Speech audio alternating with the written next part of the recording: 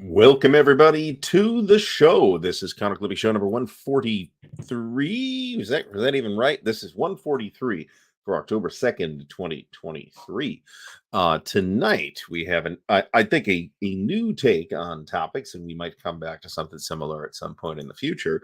We talk a whole lot about what I think about war games, and tonight I'm going to be asking specific questions about what you here in the chat think about war games. We're going to tackle that from the standpoint of favorite war games from a variety of different topics, and we'll get to that in a bit.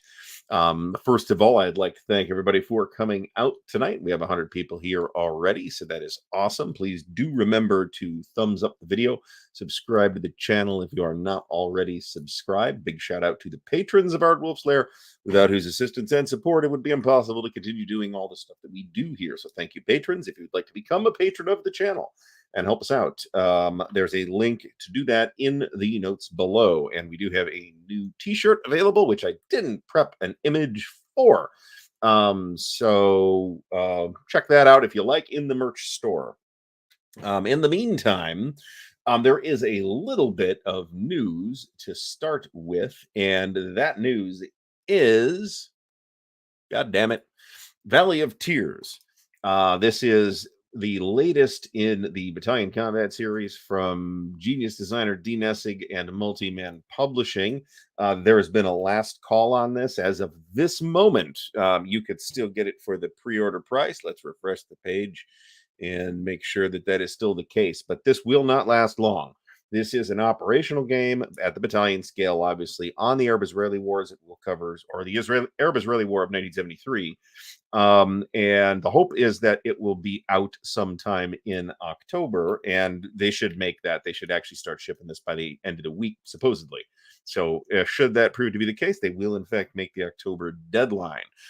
This is not a favorite topic of mine, as I've mentioned in the past, but I will absolutely buy this because it is BCS, and I like BCS a lot, as we might touch on tonight. Before I forget to do it, let's give a big shout out to Six Actual, Andrew Cook, Bill Simone, Chad Kennedy, Cole Bieri, Dangerous Dave, Daniel Silverthorne, Darren Leveloff, David Imperato, Ed Holtzman, Fast Hines, Garrison Venn, HUN644 New, the legend himself, Fucko, Jason Williams, Jeff Anderson, Jeff Beeler, Jeffrey Wesovich, Jeffrey Edwards, Joe Okabayashi, John Longshore is here, John Madison, John C. from the slightly less sunny Philippines. Cal Harris, Lee Grant, Mark Herman is here. Marty Sample, Michael Simon, Mike H, Palmer Eldridge, Patrick of Patrick's Tactics and Tutorials, Perfidious Albion, Ray Musselman, Rob Johnson, Robert Maxey. If I'm mispronouncing that, let me know. Rudy Ermendaris, Stacking Limit. You said you weren't going to be here, but you're here. Tim Greenhaw, Tim Zales, Vicky is here. Thanks for stopping by. Vincenzo Beretta, William Bird, and Wolf Dog. And I apologize for anybody that I have missed. So I appreciate everybody coming out tonight, and hopefully we'll have an interesting show. Numbers looking good already, let me tell you that. So we are clipping. Let's hide Valley of Tears here. If you want this, get in on it probably tonight, because probably in the morning it's going to be back up to the regular price. We are clipping Battles in the East Volume 1. We'll finish this in probably the next 20 minutes, to be completely honest. I opened it up and I'm like, oh, there's not much left here. There was like half a counter sheet, and they're big counters. So Clark Commando 1983, Mark, thanks for stopping by. For those who don't know, there's a link to Mark and LV's GoFundMe in the video description, so check that out. We are drinking Glendronach 12. This is a sherried Scotch. It is excellent and highly drinkable, and I can actually find it in Ohio, which is unusual. So there's a whole bunch of really good scotches I cannot find in Ohio. Let me put it that way. Good luck finding Springbank. Although I understand there's a general Springbank shortage. So yeah, Valley of Tears is a Carl Fung design. He has been working on it for ages. I think 20 years. I mean, BCS isn't 20 years old, but I think Carl's been noodling with a game on this topic for a long time. And I, for one, very happy with what we've seen so far of Goose Green. So we one of our 4 participants in the Wednesday night game is leaving for Arizona. On the other hand, on the one hand, that sucks for us because we're losing a player. So we're looking for somebody in the Columbus area. And no, I did not misspeak. It is in the Columbus area. And oh yeah, shoot, I should mention that. That is another thing that came up, and I absolutely 100% dropped the ball and forgot to mention it. There is now a pre-order up for, if the multi-man site is clickable, for the Skirmisher number 4. So this is for Great Campaigns of the American Civil War. This is the magazine supporting that. There was one last year. There's going to be another one this year. Unlike the last one, which was just kind of stuff to get the ball rolling again, this is going to have some stuff in it. It's going to have half a counter sheet, 140 counters, a bunch of miscellaneous stuff, also a mini module on the Bristow Station and Mine Run campaigns of 1863. I know nothing about those.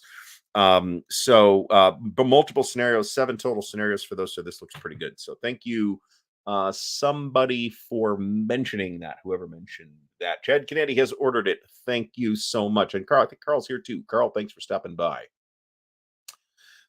Anyway, this is not a bad choice. I used to do, I have never been, I mean, since like the original Nintendo, I have never been like a console player.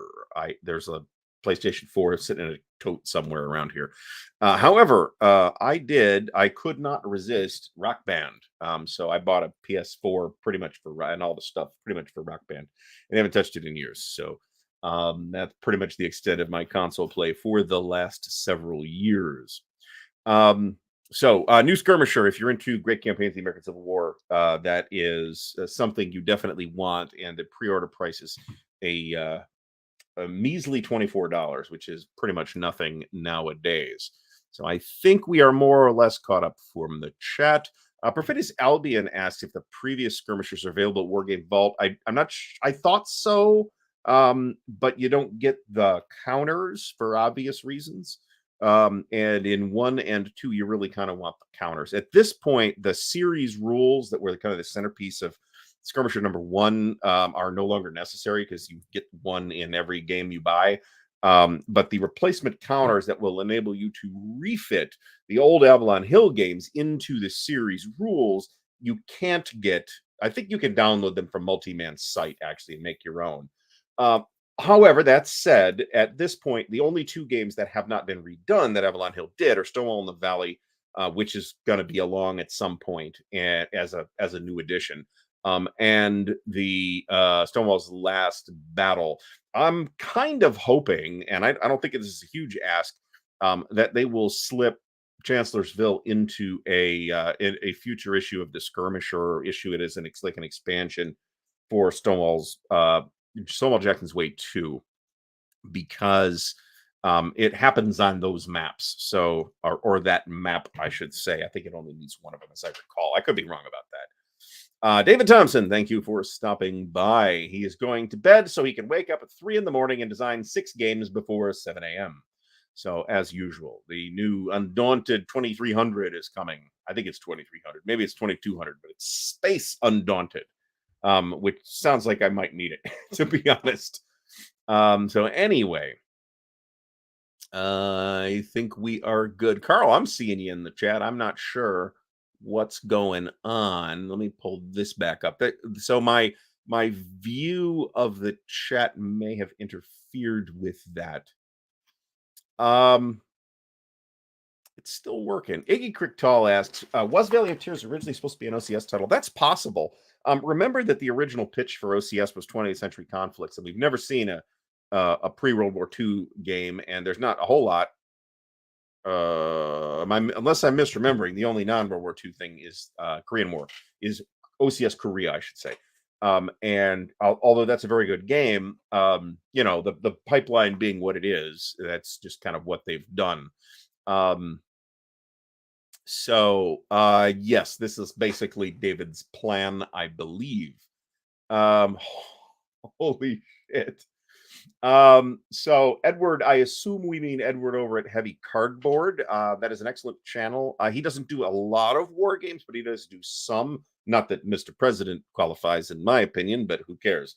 It's certainly a big fancy GMT thing. And no, I haven't gotten mine review video done, so it will not be out this week, but there should be an unboxing video this week, assuming I get that done. That will be Goose Green. If I haven't mentioned so like I was getting at when I got derailed, one of our folks is leaving, and he was like absent for the last couple of weeks, and he showed up last week. So instead of, and we had packed up last Blitzkrieg in the meantime, so instead of starting something new again, we actually busted out Goose Green and fiddled with that for a little bit. We didn't get a ton done, but that was the first time I've had a chance to handle the pieces of TCS. So, well, that's not true, but to actually push counters around with like rules, that is the first time. Paris Baropolis, no, but it's the only box game series that's really floating around now for like hypothetical modern as opposed to 1980s. So you will see the occasional thing show up in Paper Wars. We, of course, had Modern War magazine, but that is kaput. So there's that.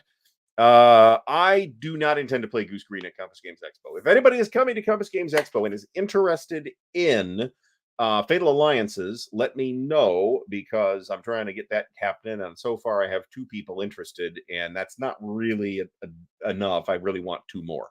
So let me know, ardwulfslair@gmail.com, should that prove to be the case. So there's that. This is true, actually, and I'm skipping this, but technically this isn't a series yet, although it will be. This is Sebastian Bay's Littoral Commander from the Dietz Foundation. It actually looks interesting, although I personally did not pick it up. I resisted the temptation, and I think it's sold out now, although it may be getting a reprint. And there is a follow-up game, Baltic something, I think, that's coming along from Sebastian in that series. So there is that.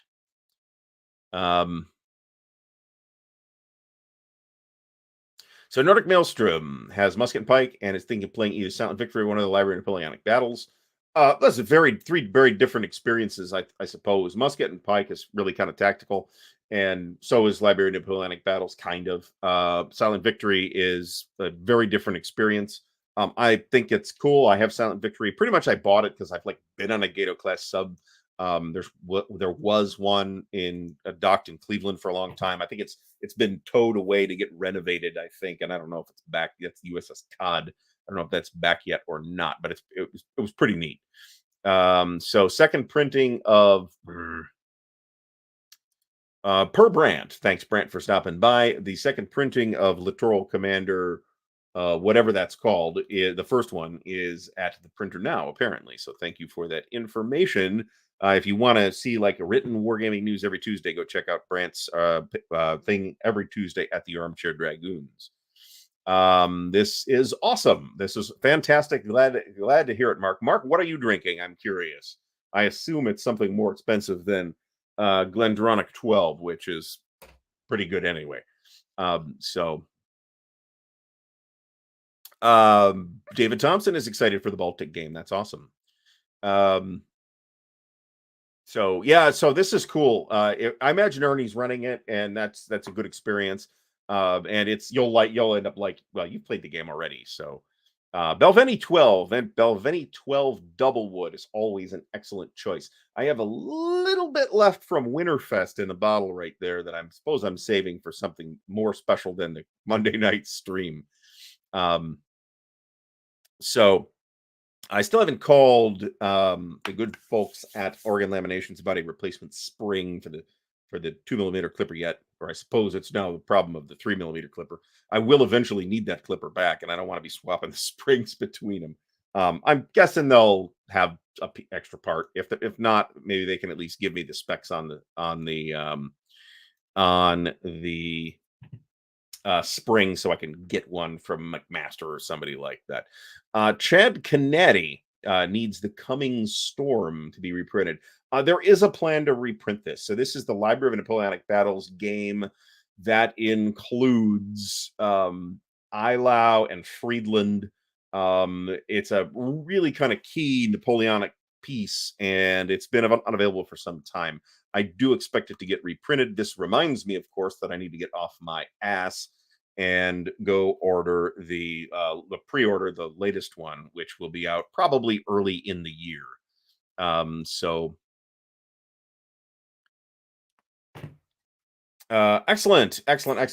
Let me I will reply to that at some point tonight or tomorrow. That is fantastic. Alan Salazar. So I'm gonna throw out a first era or topic. This is going to be a little more specific than just era. So the new skirmisher will assuredly have some kind of update for this. But the story is that the next game in the series is going to be Vicksburg, which will be very exciting because I'd love to see more campaigns in the Western Theater for one thing. After that, the next thing in the pipeline is going to be, and Patrick of Patrick's Tactics and Tutorials may be a little more up to speed on this than I am. So if he wants to come in and contradict me, that is totally fine. I will walk whatever I say back. But my understanding is that after Vicksburg, which I think is going to be called Thunder on the Mississippi, or Thunder Up the Mississippi, or something like that, then the next step in the pipeline is going to be the new version of Stonewall in the Valley, which will also include Sheridan in the Valley. And at this point, I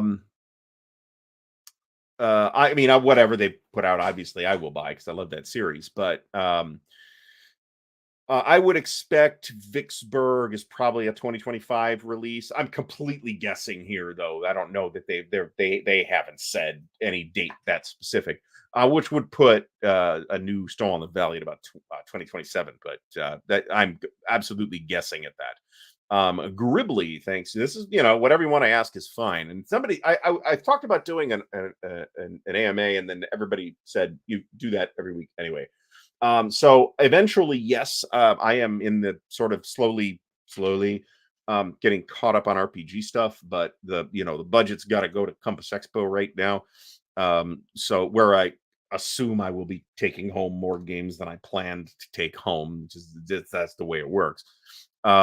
But the I'm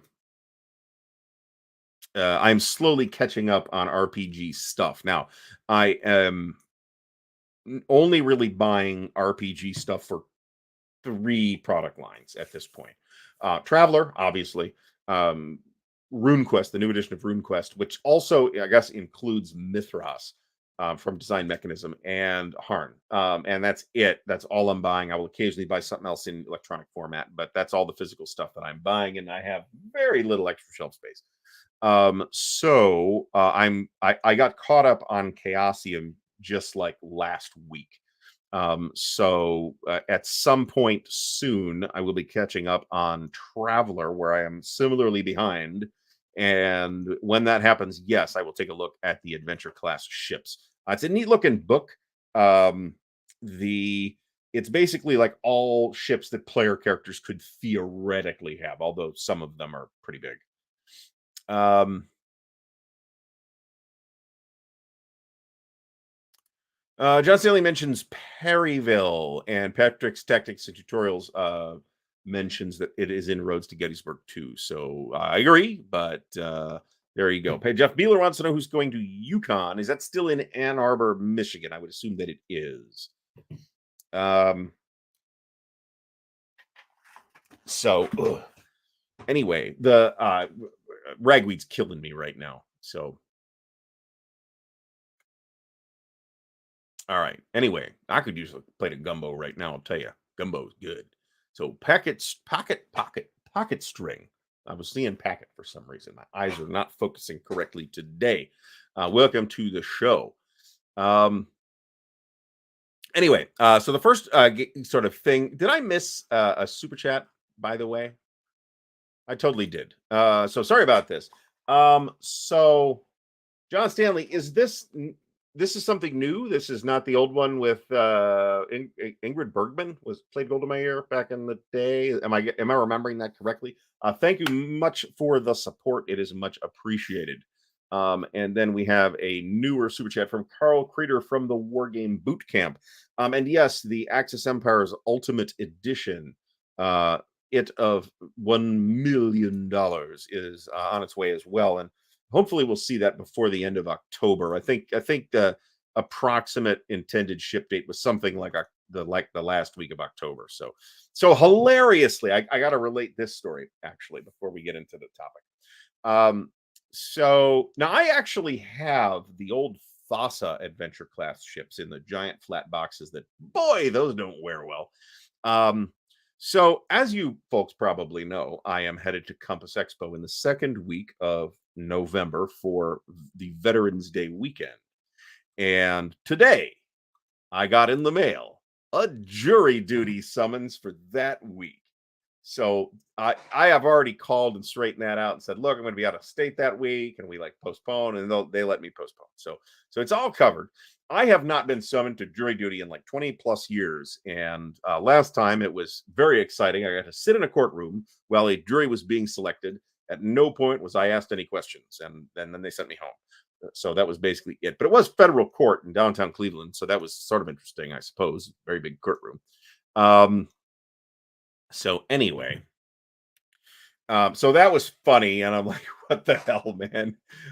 All this time, they don't send me anything, and now they send me a summons to jury duty. What the hell? And it's local common police court, so it's who knows. So anyway, okay, so that Golda Meir thing is apparently something new. I will look into that. I have not noticed that. So yeah, it could be something interesting, or it could be, somebody got caught with weed or something. Who knows? Um, that Axis Empire's Ultimate Edition has been long awaited. Let's see. Are you, John? Are you referring to my Kia that got destroyed by the tree? Because that was a Kia. So anyway, so let's talk first about World War II Global. What's everybody's favorite World War II Global game? I suppose it is up for. I suppose if we talk, I kind of want to limit it to global actually, and we'll ask about just Europe later on. I think my favorite, a game that just covers the whole world. I mean, I think I'm a World in Flames guy at this point. I hope it was expensive enough. Jed Kennedy, thank you so much. This support is much appreciated. I will allow Marty Sample to weigh in on this because he's got more up-to-date information, but it basically should be any time now. So looks like the whiff folks are out in force. Now, I do think that that there are some other very good games, including A World at War and The War, and I even think there's a lot to recommend the old TSR, ETO, and PTO. But although I mean, those are not in this in the sense of the better than like any of the three I just mentioned. There's some interesting things in there that I think are worth discovering.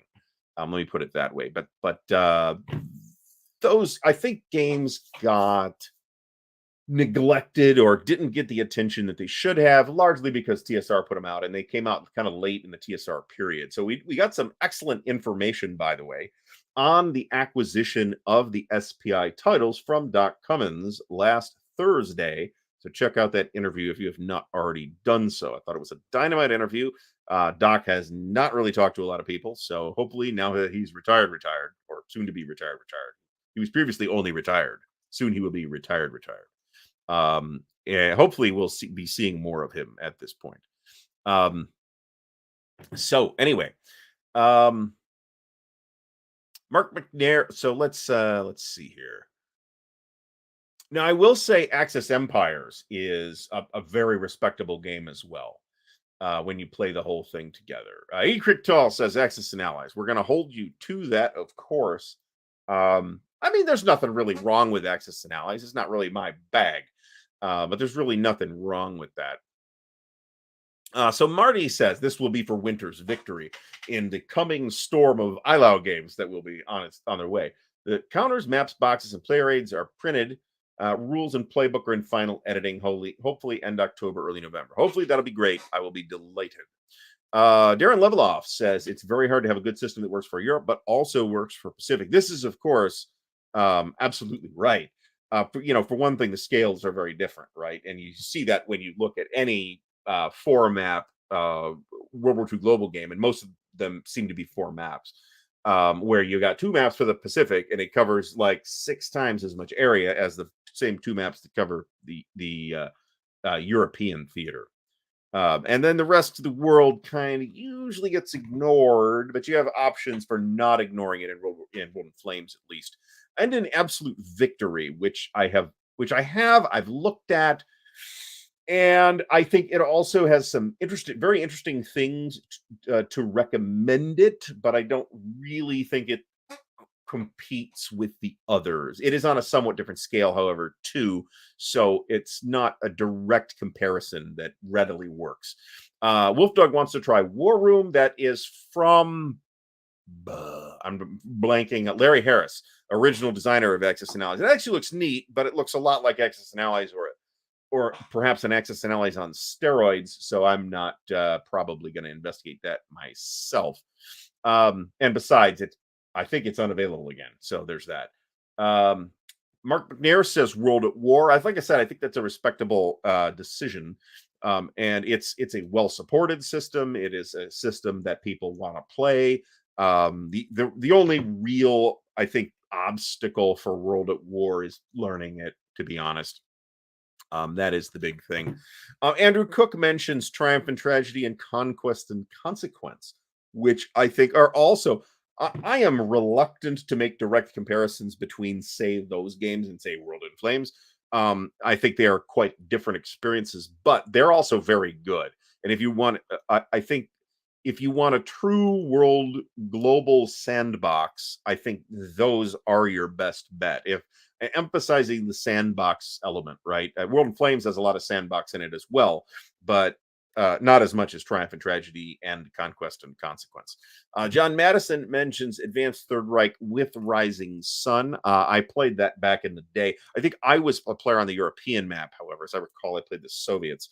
And while we liked it, I didn't really get the full flavor of Rising Sun.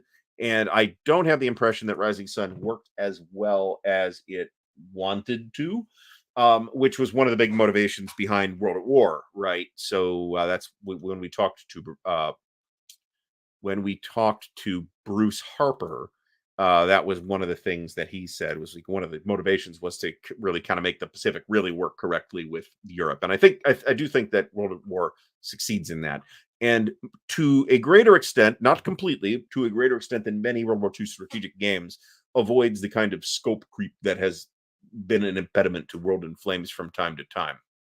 John C. Just really the trick is find somebody that plays it. That's kind of the trick. Quartermaster General is actually pretty fun. I would not necessarily put that in the same category as a Whiff or a World at War or something like that, or even an Axis and Allies, to be honest. But it's pretty good in its own right. I do think you really want to play it with a maximum number of people. I think it is the best experience when you do. PZKW5, nice icon there. Says awe. SPI's World War II. So I do believe that is an ancestor of the later Spitzer, ETO, and PTO, but that's kind of confusing because there's a couple of different ones. There's an SPI one, there's a TSR one, and then there's ETO and PTO, which came out in the 3-inch boxes. Oh, this is a can of worms here, or perhaps more correctly, a giant 15 by 15 by 5 box of worms. So no. However, in the latest edition, the collector's edition, which if you go there now, that's the edition that's available. If indeed it is available, you get a lot of the like optional stuff and add-ons and stuff like that have been incorporated into either the base game or into one of the 4 core expansions. And it is my recommendation that if you're going to get you're going to get the expansions anyway, just get the deluxe, even though the price will seem terrifying. You remember that by default, their website lists it in Australian dollars. American viewers will benefit from a favorable exchange rate, like a lot. So, in fact, when you look at the classic, which is how I bought it, I bought the classic and then just bought it one piece at a time. But that was dumb. I spent more money doing it that way. We are done with Battles in the East Volume 1. Tony from Tony's Board Life is here. Welcome, Tony. I had a lot of fondness for Advanced Third Reich. I still have never played regular Third Reich. Fatal, a lot of people, Callendale, for example, said that Fatal Alliances felt better, felt better as World War I game than as World War II game. And I think he might have done Fatal Alliances, but he may have done it in the previous version, which is like a kit for World in Flames, which I would not recommend. I would recommend the Compass version, but you also must go download the rulebook because there's some problems with the printed rulebook. There is Panzer Kampfwagen 5 says World at War, respectable choice, as I said. Darren Leveloff likes advanced ETO, but isn't sure how the Pacific version would be, but his time does not allow him to find out. I understand that. I actually would, on the playlist, just not at the top of the playlist, is ETO and PTO over here. I just got to figure, there we go. I just got to figure out when that's going to happen. I'm interested in seeing how well that PTO works. I think that's a great question, right? There are a ton of expansions for Whiff, but like I said, those have been consolidated in the most recent edition into those 4 core expansions. Ships in Flames, Planes in Flames, Territories in Flames, and Divisions in Flames. And I would recommend not going with anything further than that, unless you want Days of Decision, but I've already talked about my issues with actually running Days of Decision alongside World in Flames. Garrison Venn pledged, I'm trying to catch up to the chat here, says Axis Empires because of the Decision Games interview. Awesome. It's a pretty different game than Third Reich and Advanced Third Reich and World at War. But like any strategic level World War II game, it is an answer to Third Reich in some capacity. So I would be willing to play War Room if I had nothing else to do, but it's never going to be at the top of my list. It is I'm not buying it. Let me put it that way. Where is the Compass Games Expo? That is in Meriden, Connecticut. I am told it is Meriden and not Meridian, where I probably mispronounced it from Meriden many times. So it's near Hartford. If you fly in, you'll fly to Hartford, if I'm remembering correctly. Randy Malden asked about Antietam. The answer was Road to Gettysburg 2. That was not the answer to the Perryville question. So bear in mind that Roads to Gettysburg 2 also contains Here Come the Rebels 2. And I think the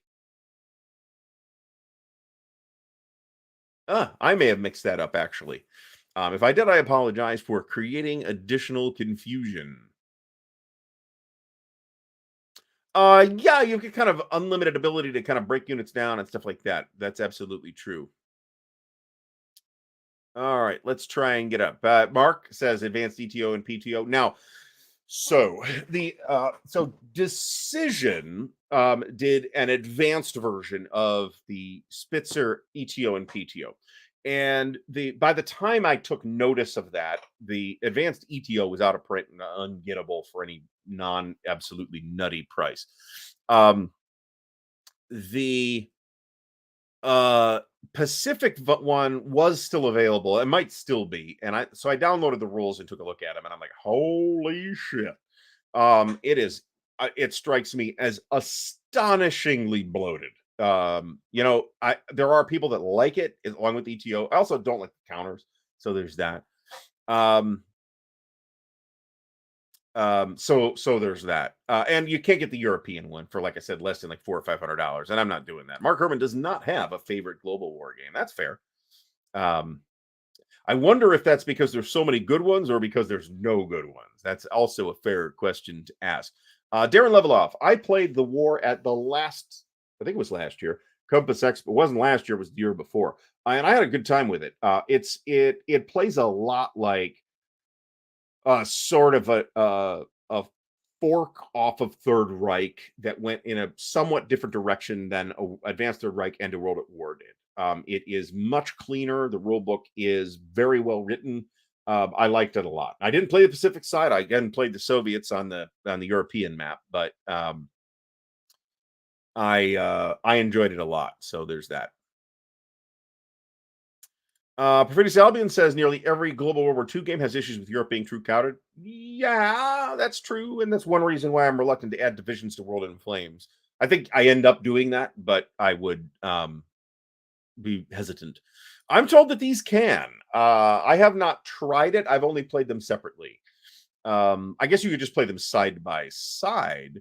Mark likes Cataclysm as a sandbox experience. I feel like there's something really interesting going on there, but I did not manage to extract it in my one sort of partial playthrough of Cataclysm. I would like to try it again. So, Patty Rafeski, welcome back to the show. All right. I've heard this too. I've heard the Quartermaster General 1914 is excellent. I've heard that the Axis and Allies World War One is really good too. And I think that just came back from Renegade Game Studios.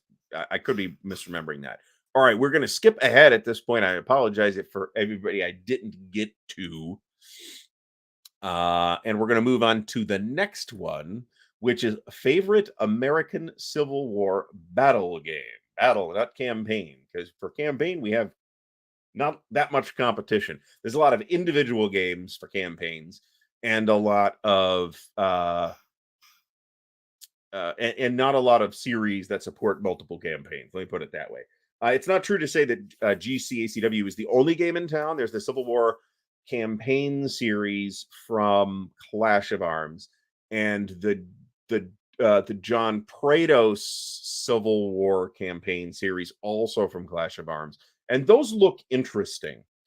Very interesting. I really liked. I may actually have played it with you, Marty. Thinking about it.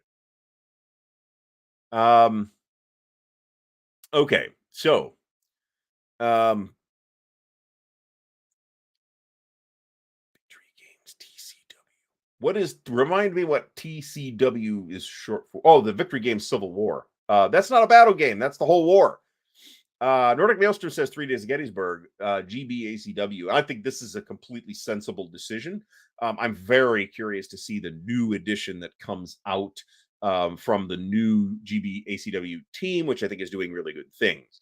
Iggy Krichtal says In Their Quiet Fields 2. That is the revision of the Antietam game in the Civil War Brigade series. Do I have that? No, I had that, and I got rid of it. That was dumb. And I picked up whatever the Shiloh game's called. That's the only one I have right now. Brant does not care because he hates the Civil War. Neil Bedke says this is a very interesting choice. GBACW Gleam of Bayonets. That is an Antietam. and I have that, and I haven't played it. It's unpunched, and I think it's actually missing some pieces, even though it's unpunched. It's mostly unpunched, but there's some like partial punch, and some pieces are missing. But I think they're just markers, so I think I'd actually be okay. Now, the GBACW team is working on in Gleam of Bayonets 2, which I'm also very excited to see. Antietam is a favorite battle.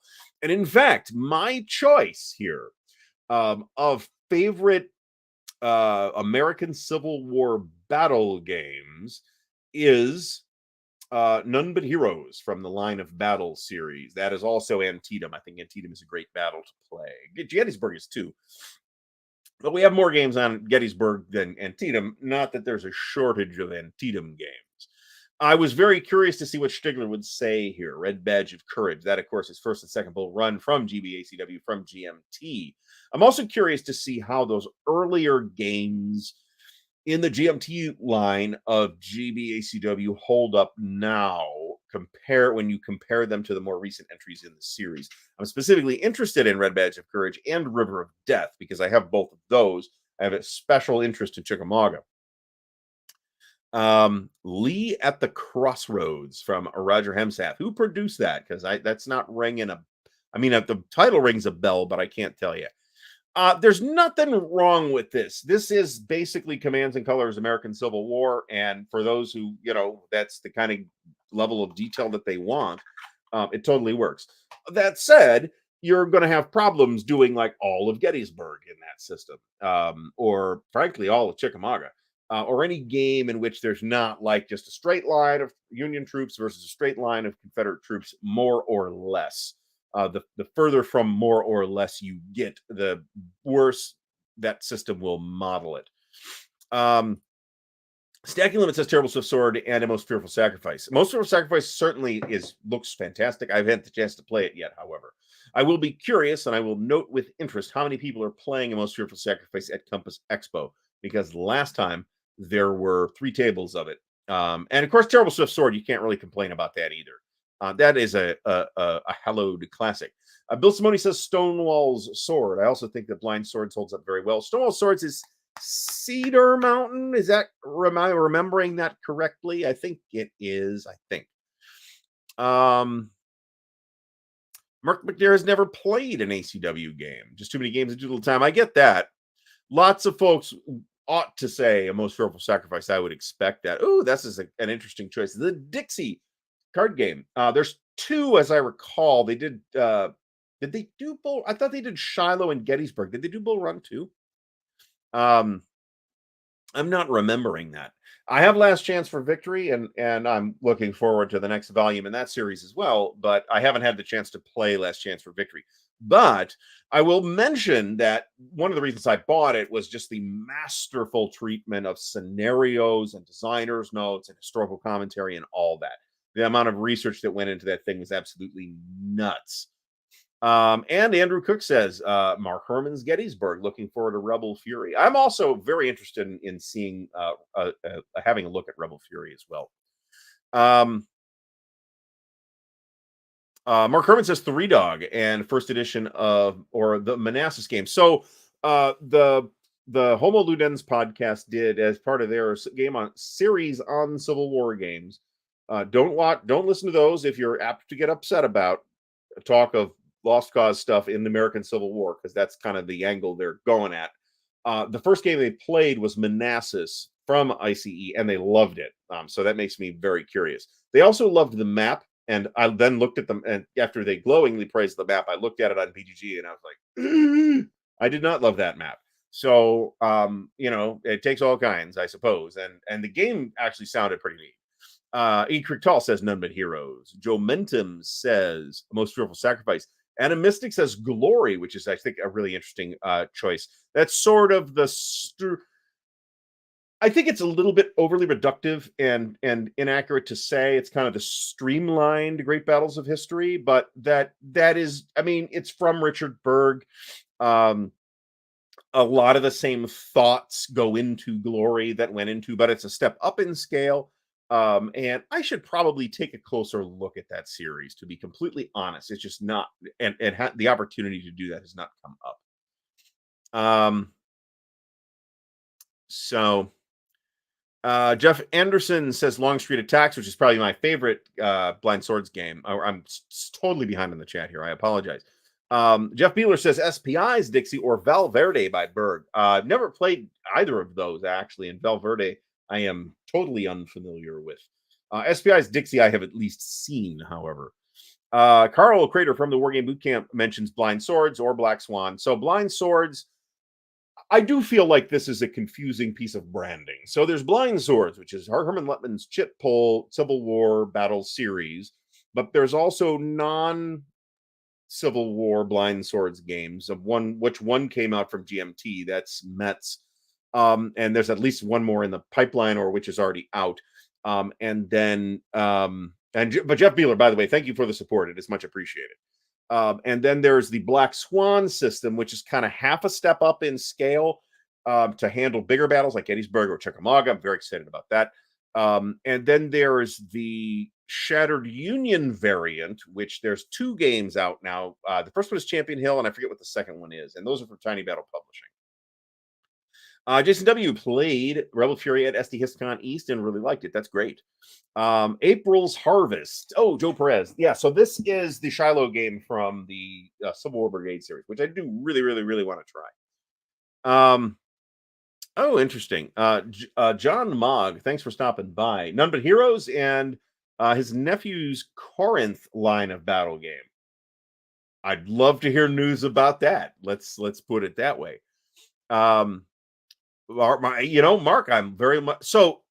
I should mention, and when we did the GMT update, I don't think I said this. There's a fantastic battle selection in that.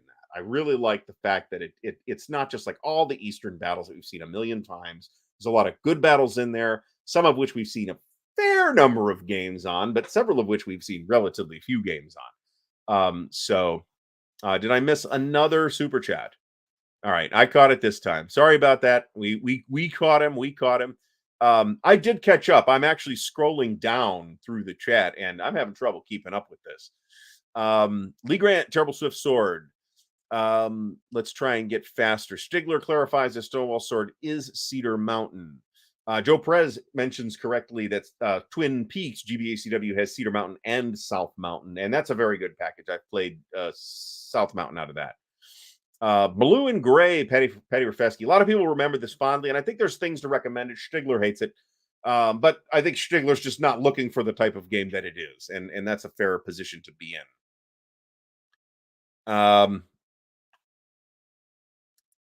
This is fair. It is tough to model McClellan. There needs to be a McClellan rule. It's kind of built into Line of Battle and Civil War Brigade series, though.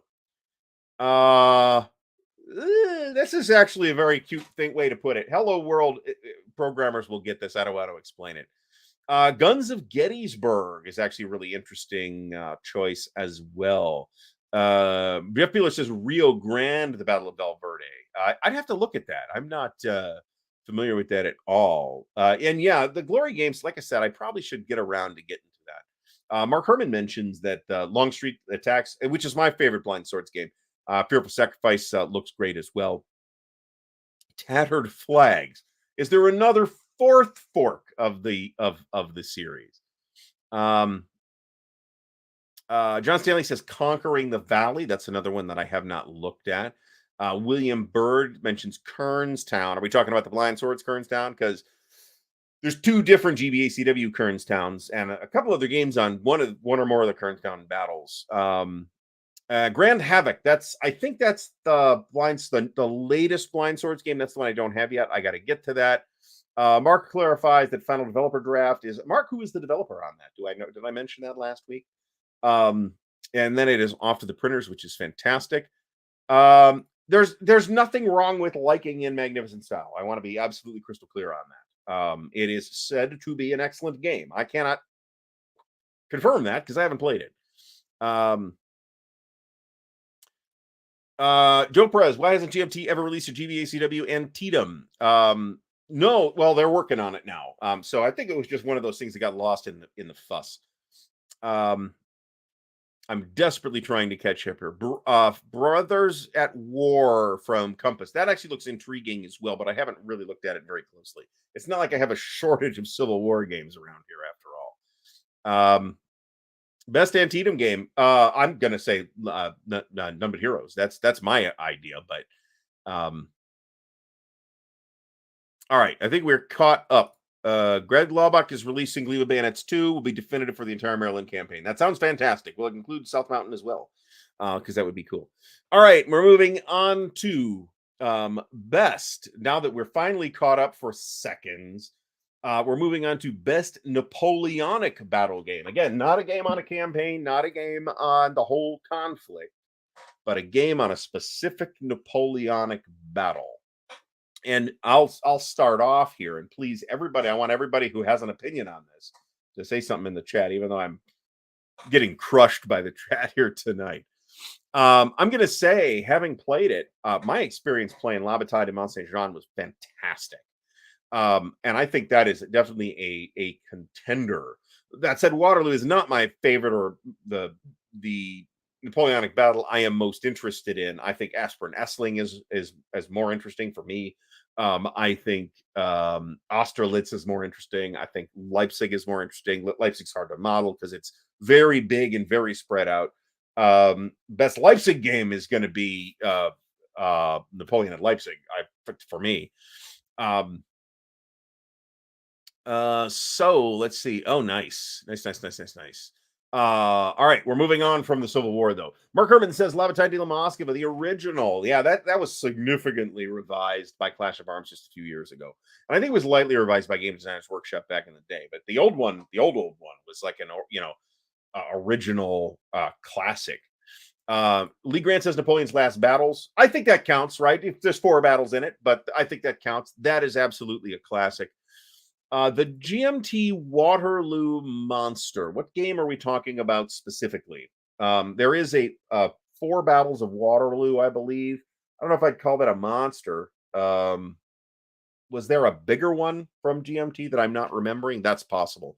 Napoleon's Last Gamble, of course, is the successor to Napoleon's Last Battles. Stacking Limit says Ney versus Wellington. I think this is a great choice too. Ney versus Wellington is Quatre Bras, and that uses the Wellington. We need some water. Uses the Wellington's victory system. That's better. Okay. Perry Sparopoulos says OSG's Napoleon against Russia. There's some classic battles in there, including Borodino. Some of the biggest battles in the whole series, in fact. Borodino's, I think, the biggest battle other than Leipzig. And again, Leipzig is one of those Napoleonic battles that a lower scale, say battalion scale Napoleonic game is going to really have a lot of trouble handling because it's so big and so spread out. Adam Misnick says New England Simulations Dresden. That series looks interesting too. Auerstadt, Iggy Kriegtal. I'm going to take this as being the most interesting battle. Jena Auerstadt, I think, is fascinating. Auerstadt is the more interesting of the two. And you can spell it however you want. We're in Ohio here, not Germany. Gamers Battle of Talavera. I now have 3 of the 4 published, boxed Napoleonic Brigade series games, and I really do want to try that. Garrison Venn says La Bataille. Again, a little bit hedging on the question, but I think this is a reasonable choice. It's got some very archaic features, but man, it just feels great. Nordic Maelstrom really enjoyed Napoleon's Last Gamble. That's fantastic. Cal Harris has La Bataille de Mont Saint Jean. The Hexasim and Ligny and Quatre Bras games look really good. I really got to call them about or email them about the Austerlitz maps. I have not gotten around to that yet either. I'm so behind on so many things. Fortunately, work isn't one of them, so there's that.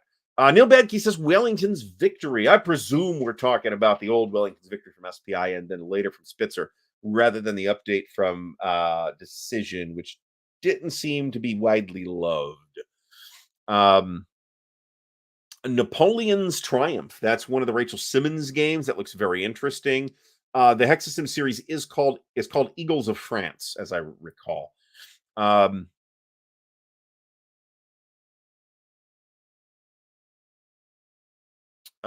So Napoleon's Wheel, fantastic choice. Napoleon's Wheel is the one I usually recommend to people because it's got everything you need and it's got the cards in it as well. Oh, interesting choice. Yeah, Flying Colors, which does have a bunch of Napoleonic naval battles in it. I think that is a valid choice based on the criteria that I provided. SPI's Quatre Bras. This is I mean, are we talking about the one they did it multiple times? They did it at least in Ney versus Wellington, which is the bigger one, and then it's a pretty small battle in Napoleon's Last Battles. I've actually played that Napoleon's Last Battles. John Stanley, thank you. Thank you for stopping by. Much appreciated. Now, this looks interesting. So, this is the Berg's Borodino game. This is, I think it was called Borodino. And that system was called Triumph and Glory. And I think they did two boxes. One was Borodino, and then one was like a tri pack of three other battles.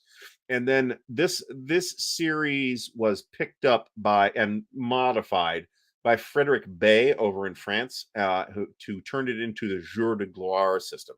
The only game in that series that I have, Jour de Gloire, is the Issy battle that was in an issue of C3I, and I would like to try that at some point. Ecrital bought GDW's Moscow at the last. That seems to come up every Compass Expo. I don't know why. Spare Rib says, first of all, thanks for stopping by. Says that the Jour de Gloire is pretty good. I don't think I'm mangling the pronunciation too bad. So Patty Rafeski doesn't have anything for Napoleon. Clash of Arms Jena and L'Armée du Nord. Those are interesting looking, actually. I don't have either of them. John Mogg, loving the series so far, but has only played a few of them. Well, you're going to keep you busy for quite a while. Frank Chadwick's Volley and Bayonet Miniatures rules. I guess I didn't specifically say I'm not talking about miniatures games. So Joe Mentum is welcome to submit this. Frank Chadwick is really good. What can I say? Gamma 2 Napoleon. Okay. So Gamma 2 Napoleon, did they publish it as Gamma 2? Because that's the same game that went to Avalon Hill and then went back to Columbia Games and is today available as Napoleon in, I believe it's 4th edition. Jeff Beeler says Avalon Hill's Waterloo, not as a favorite, but as an observation about that game. TSR's Wellington's Victory is the one that I have. I don't have the original. If I were to see the SPI soapbox version, which seems really uncommon, I would probably buy it if it was at a reasonable price. Shit, I was tempted by a copy of Campaign for North Africa not too long ago. Not tempted enough to push the button. Thank God. Thank God. Nordic Maelstrom is mentioning Poland Defiant and Red Typhoon Revolution games. I have Poland Defiant and I like it a lot, actually. La Bataille de Vauchamp. This is a really nice introductory game in the La Bataille series to the Premier rules. You can play it with whatever, but it comes with the Premier rules. Triumph and Glory Wagram or Vagram. Stigler says TSRs is pretty much the same as SPIs with uglier maps, which I think is correct. How would I rate the relative difficulty of the Napoleonic Brigade series Austerlitz? Now, I haven't played the Napoleonic Brigade series. Kind of a little project that's not really a project. It's kind of at some point I want to kind of try every single Dean Essig series design, right? I'm not demanding that I play every individual game because that could keep me busy till I drop dead. Napoleon Brigade series doesn't look particularly difficult to me, but I haven't played it, so it's maybe you shouldn't take my word for it. Victus Fleurus, Soldiers of the Republic. Oh, that's another series that I'm not familiar with. The Victory Point Napoleonic 20 series. So that was going to get picked up by decision, and I didn't get a chance to ask Doc about that. When we bring Doc back, I might ask him about that because I'd be curious. Artie, is there a game that covers just the Battle of Eylau? There are several. There's an Eylau game from Avalanche Press, which I think is just called Eylau. Eagles of the Empire. I think that's the Eagles of the Empire series. It's an area movement system, so I kind of dismissed it. I had it at one point. It has attractive counters, and I don't like the map. There's La Bataille de Preußische Eylau. That should be coming back from Clash of Arms at some point. That covers just Eylau. You got the Coming Storm. There was a GDW Eylau back in the day, which I've seen but have never really examined, so I can't really speak to it. And of course, there is the Coming Storm from OSG. And William Aaron says the coming storm. We're choking here on the chat. I apologize. The Great Redoubt is Borodino. We talked about that last week and the week before. So Decisions Wellington's victory is, I don't know, complete redesign, but it's minimally it's a substantial redesign. Let me put it that way. Ugh. Technically, maybe it ought to, but no, I don't think when we say Napoleonic, we mean the Napoleon and not that other guy. 1815 Scum of the Earth. I've heard good things about that. 4 Battles of Waterloo. Very interesting system. It got very little love. Rules were god-awfully written. Berg was idiosyncratic as a rules writer. I think he was dependent on developers for a lot of that. I don't know who the developer was on that, and I don't have it, and I'm not picking it up. Wellington, the Peninsula Campaign, a campaign game, though, rather than a battle game. La Bataille de Heilsberg. I picked up that as well. I forget what the next battle is from Marshall Enterprises, but I'm interested in. I'll pick it up. Whatever. At this point, there are like series that I'm going to follow, but I'm not running the old games down because they're ruinously expensive. And La Bataille is one of those. If I see something for a good price, sometimes you'll see like Ortez or something for $60. I might jump on something like that, but because I don't think that's coming back anytime soon. But otherwise, I'm happy to just buy the new ones. It's fine. I am not I mean, it's not like I've never played miniatures. I've played miniatures, and miniatures are nice. I just don't have time for miniatures, right? GMT's Austerlitz, Napoleon's Greatest Victory. This was not part of the Richard Berg series, and I thought it was at one point, but if you even look at the box, it looks different. And that's another intriguing looking game that I haven't had the chance to take a look at. Legion Wargames Toulon. That's actually an interesting choice. And nope, that's something else. Tomb for an Empire. I've heard of this, but I've not looked at it at all. Mandarin Mike says the maps are the same for the SPI and TSR Wellington's victory. Well, they're both kind of ugly then, I got to tell you. Not one of the finest pieces of work out of SPI. For that matter, Terrible Swift Sword wasn't either. It just wasn't hideous like the TSR one was. So this is the other La Bataille series. Okay, there are actually 2 series out. There's the La Bataille series, and then there's the La Bataille games, which are a series but aren't called the La Bataille series. It's by designer Didier Rui. These are also supposed to be really good, and the soldiery up. Why do I keep saying that? The War Zone in Cleveland actually has one. Napoleon's Eagles. This is the Columbia Games. No, this would be the Compass Games one. It actually looks neat. I'm tempted by it. Maybe it'll be one of those mystery things that I walk out of Compass Expo with. God help me. This is true. Spare Rib mentions there was an ILAO game from S&T that was in or near the 3W era. I vaguely remember that as well. Almost all the big Napoleonic battles have shown up in S&T at some point. Borodino certainly has at least once. All right, let's spin down.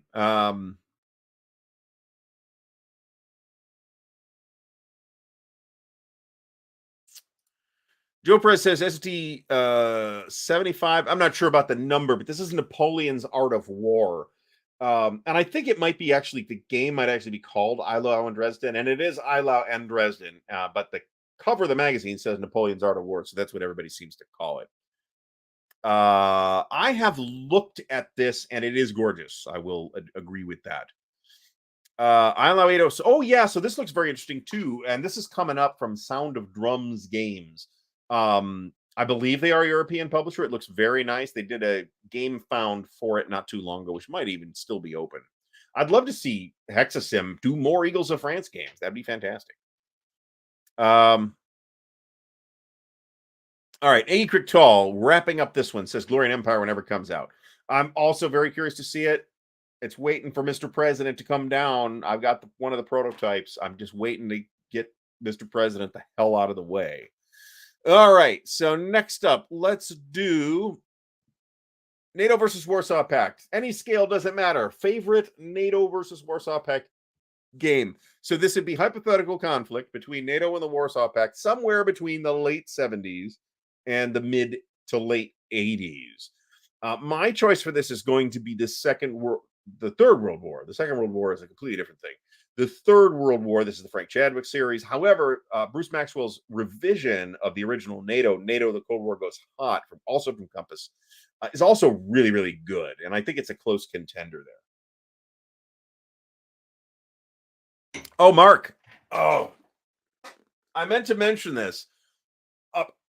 There was no plan. Okay, there's no plan for me to buy all the Mark Herman games, but this showed up from eBay. I found it for a very good price. It is not mint, but it is unpunched inside, and it is a just amazing cover.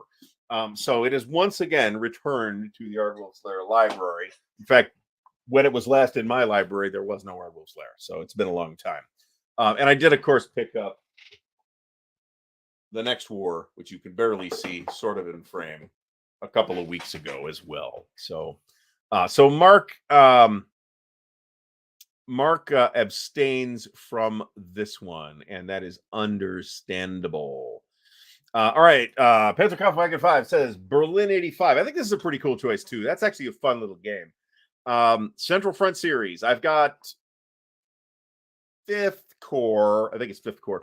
That I actually thought about punching tonight, but I'm still thinking about magazine game organization, and we'll see how that works out. Jeff Wheeler says Arctic Front. That's part of the Third World War series. It's a very good game on its own as well. Fortress America, I played back in the day and did not like at the time. But if you embrace it for the sort of Red Dawn wank fest that it is, I could see how people would have fun with that. Fascinates is currently playing NATO Designers Edition. Yeah, I really like it. I can't speak to exactly how different it is from the old one, but according to Bruce Maxwell, the designer, it's a substantial redesign. Maybe not a complete redesign, but a substantial redesign. John Madison, no, Twilight 2000 does not count. Perfidious Albion says GDW's assault system. That's more tactical. That's actually got I don't know if it's got a lot of fans, but people really liked that back in the day. I mean, it did get 5 products, so clearly somebody was buying it. Jonathan Dyer, we're moving on from this. This is the Vive l'Empereur series from Didier Wee. That's what the series is called, but all the games say Bataille something. So Jason W is not interested in the topic. Yeah, neither am I. I got a ton of games on it anyway. So World War 85 is supposed to be really good. I do not want to deal with tactical on this topic at all. The Player's Aid is here. Just here from Scotch recommendations from Mark Herman. Well, I will enthusiastically endorse Mark's Scotch selection of Balvenie 12 Doublewood. Although mine's not bad either. Balvenie's better, but mine's not bad. John Clark says Red Star, White Star. Another very interesting choice. Doomsday Project. So this is the Adam Starkweather series from Compass.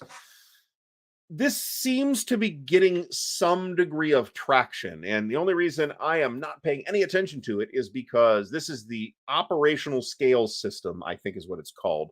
And I had the Vietnam game pass through my hands, and it passed out of my hands. This game does appear to be gaining some traction. The only reason I haven't really looked at it since then is because it's all been Cold War going hot stuff, and I got enough of that. I had somebody to ask me about Red Strike today, and I'm like, man, I just can't pay any more attention to this. My shelves are groaning in agony already. Tim Zale says NATO from Compass, great choice. Chad Kennedy says Third World War, NATO. Nobody has yet mentioned the Under an Iron Sky 1985 series from Thin Red Lines, but I imagine somebody is. Stigler is isn't Denau Front the one that 3W did, or TSR? Or was that North German plane? I forget. Joe Mento says The Next War by Mark Herman. Yeah, it's a neat game. It's a neat game. I saw it at a price I wanted to pay, and I'm like, look, I'll buy it. So John Carter in Shrink. Holy cow. TAC Force by GW, Assault series by GW. TAC Force I don't remember, but Assault I had at one point. I had Assault and Boots and Saddles. Paul Sin mentions Air Cab, which is a West End release, I believe. Perfidious Albion says Red Star, White Star from the Mech War 2 system. Yaquinto's Red Storm. When I hear that, I hear, of course, the GMT Red Storm, which I still can't find. Um, Mark Hermanson was the developer for most of the Fifth Core series. I did not know that, but Fifth Core is the only one I actually have too. So, and I would like to try it. It's a really interesting looking system. Um, all right, Neil Bedke says for division scale NATO, operational Fifth Core, tactical MBT and Red Star, White Star. Fair enough. That works. Folded Gap, SPI's Folded Gap. Yeah. Um, all right, S&T Nordcap. Yeah, that I remember that too. Fast Times. I do think the audience on those has been small, partially because they only print a couple of hundred copies at a time. It's literally a couple hundred copies at a time. So adoption has been low because of that. They've gotten they've sucked a lot of air out of the room when they come out. But then you don't hear that much about them, and they're huge and difficult to get to the table. And at least Under an Iron Sky itself does not have a lot of super small scenarios to start with. Revolt in the East. I guess I should count the China War in this category too, even though it's Soviet Union versus China. But if we count that, we got to count Objective Moscow too.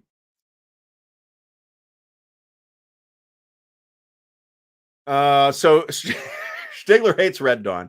I mean, I probably liked it when I watched it on cable back in the day, but now I think it's not a very good movie in any absolute sense. Alistair Logie mentions the thinner cube for me trays work really well for magazine games. I'm working on 3D printed counter trays for magazine games. We'll see what I come up with. Iron Curtain. Yeah, this is another Carl Fung design, actually. Iron Curtain is a game that I was not poised to appreciate. It also passed through my hands, and Fucko really wanted it, and so I think I gave it to him or traded it to him or something like that. It's a really neat game in the context of, man, you get just a lot to do. If you're really into that topic, that is a game I would absolutely pick up. And the Less Than 60 Miles series, that the C3 series or C3C series, whatever that's called. That's the more tactical level. That's more of a take on Assault and Boots and Saddles than anything else, as far as I could tell. General Manager? Is that what we're saying here? I don't understand. Ultimatum. I remember that. I never played that, though. Not something I would look at. NATO Division Commander, another SPI Soapbox classic. Eric Hansen's looking forward to Red Strike. Man, you're getting a lot of stuff in there, I'll tell you that. Joseph Syverson would love to get his hands on Sacred Oil. You can't have mine. I did buy all three of those. I think there is a second printing of Sacred Oil at some. I think we will see that at some point. Schigler clarifies that Donau and North German Plain were done in a different system, but they've both been rescued in the Red Thrust Vassal module. What a fabulous name, fabulous and phallic name that is. Did the video freeze? My internet's been a little bit flaky today. Air Cobra from OSG. Yeah, how about that? E4 Airman is hours behind. The friction, yeah. So it's the friction point concept that really intrigues me about Fifth Core, and I really kind of want to fiddle with that and see what that's all about. And that is actually why I bought Fifth Core. Also, I got it at a good price. It's generally possible to, as long as you have a little bit of patience, to score almost any S&T. SPI S&T with game for a price that's not crazy. But you will see them for crazy prices. But just don't buy them from those people. Just wait. All right. Jeff Beeler points out that it's interesting to compare Nordcap to Arctic Front. The crumpled paper bag mountain range. I don't know if that's what they actually did, but man, it looks like that is totally what it looks like. That. This is absolutely true. It is what it is. I didn't watch the remake, by the way. Aaron Armour. Well, you're going to get a new version of Aaron Armour fairly soon from Bruce Maxwell and Compass Games. NATO Division Commander was mentioned up thread and overshadowed by the next war. I don't have enough clear recollection of NATO Division Commander to say, because I never owned it. I did own Next War back in the day, and then decided I needed it again when I saw it for a price I would like to pay. Um, Omega Games MBA main battle area used by the U.S. Army to train battalion commanders. Very interesting. Omega Games did some interesting products as well. City Fight. I suppose that counts, right? All right. And Rob Johnson, loved the topic in the younger days, no interest now. And the Fleet series, I think, would count here as well. Those are the Joe Bukowski Fleet games for Victory Games. Those are classics. Those are in the pipeline at Compass somewhere. That is a Mo question, and Mo might be able to say more about it, and he might not. So I don't know.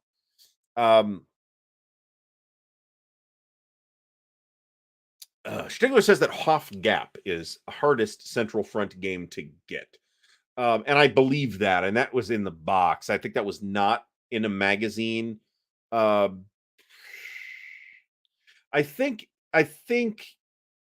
I'm remembering that doing this from memory here. So I think Fifth Corps definitely came in a magazine because I have that one, and I think BAOR came in a magazine because I have looked at that one, and I think Hofgap only came in a box. Maybe. Like I said, I never had this. World War III Civil War game. Was that Dixie? There's been several of these. Without looking it up, I'm assuming it's a Ty Bomba design. Well, Simonson was an avid photographer, so I don't think this doesn't make sense. But it didn't work. So, in my opinion. All right. Randy Mulder is looking forward to Air and Armor from Compass.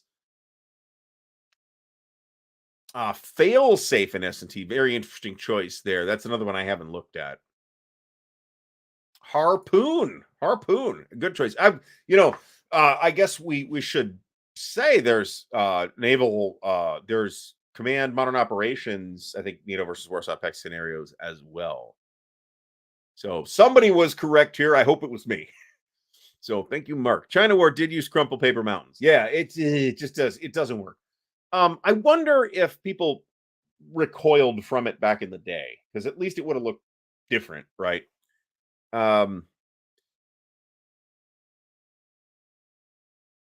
GEG. Who the hell is GEG?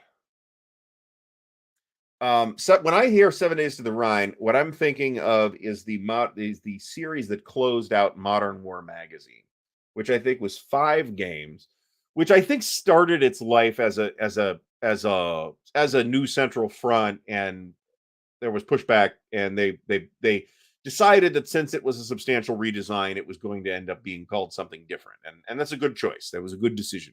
Great Escape Games. Carl, you kind of got to look at the map to the China War, and I don't know that I can explain it better than you looking it up on BGG and saying, not sure what that's all about. Anyway. All right, so our next one is, let's go back to medieval. Any scale, favorite medieval game? Mine is going to be a Berg classic. Onward Christian Soldiers, actually, is a game on the Crusades, and specifically the first Crusade scenario, which I think is the one with the the coolest stuff. Mrs. Thatcher's War. That's not NATO versus Warsaw Pact. That's the British against the Argentines. So we don't have a lot on that subject, though. Mason Dixon. Yep, this is the one I was thinking of. Mason Dixon. And like I said, I don't know if it's a Ty Bomba design, but it was the kind of thing that Ty Bomba would do. Bob Cometh, welcome to the show. Thanks for stopping by. Rob Johnson mentions Men of Iron. I think that's a great choice for tactical. Nevsky is more operational. I think Levy and Campaign is a very good choice as well. Garrison Venn mentions Almoravid. Igor votes for Men of Iron. Mark Herman says Berg's Medieval. I believe that was Berg's favorite game of his designs. It's one I've never played. Should probably check it out. Pedro Kaufwagen 5 says Kingdom of Heaven. I have that. Haven't really looked at it. I picked it up along with a load of other stuff. That one time I got to Winter Offensive, and the I got it home with a pile of other stuff, and it just has never been seriously looked at. Here's Stigler ranting about this.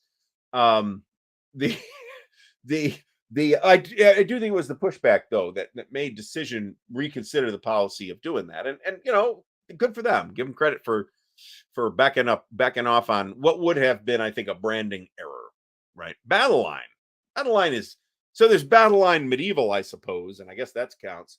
So if we count that, but battle line is got a barely has a theme at all. Let me put it that way. Nominally, the theme of battle line, the original battle line is Alexander Ancients, but Cry Havoc, very interesting choice. Lots of folks saying Men of Iron, a decent number of people saying Kingdom of Heaven. I might end up saying Kingdom of Heaven after I play it. And I do intend to play that at some point. Meandering Mike has a very interesting choice here in SPI's Empires of the Middle Ages. Now, I, of course, have the fabulous redesign from Decision Games, which I haven't punched yet because the counters have center nibs, and it's like a project to clip that because I got to cut them all out of the sprues. But it does look very interesting. It does look like a very light revision with some additional optional stuff, which is clearly marked as optional. I'd really like to play that. Now, they did change the map from a point-to-point map to an area map, and topographically, there's no reason that would be different, but I haven't compared the two to check if that's in fact the case or not. Lord of the Sea, Gribley says. I have not seen that one either.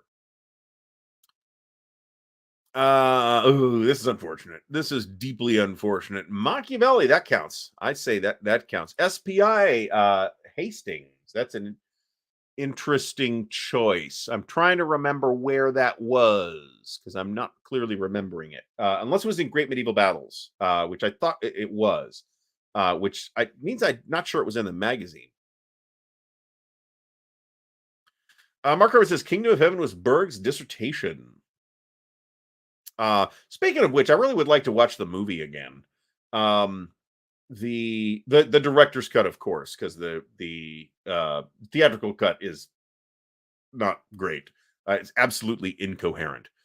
Bill Simone says Men of Iron. Stigler hates it. Horribly unbalanced. Well, some of the battles are unbalanced, right? I mean, great battles of history says this. This battle is unbalanced. So, if they tell you that, that's cool. Medieval, I think that Medieval was a card game. Mo from Mo's Game Table. Thanks for stopping by. Ed Holtzman says Chainmail. Are we talking about the TSR Chainmail? Miniatures game, but okay. Remember, it didn't start out as a Magic fantasy thing. Perfidious Albion mentions Cry Havoc as well. So Our Christian Soldiers and Kingdom of Heaven are both CDGs. And yeah, so is there a second game called Kingdom of Heaven? That's possible. Volko Runke speaks very highly of Empires of the Middle Ages, and that, frankly, Volko has sold me on several things, including the Burning Blue, which is behind me on the shelf, which is another one we do want to play. For Novo, 1495, Dawn of the Italian Wars. This is actually a really interesting looking game. And it was supposed to be part of a series, and I wish they had continued the series because the components are absolutely gorgeous. Inferno. So it's going to be my opinion that as attractive as I find Nevsky topically, that I will end up liking Almoravid or Inferno better, just based on topical interest.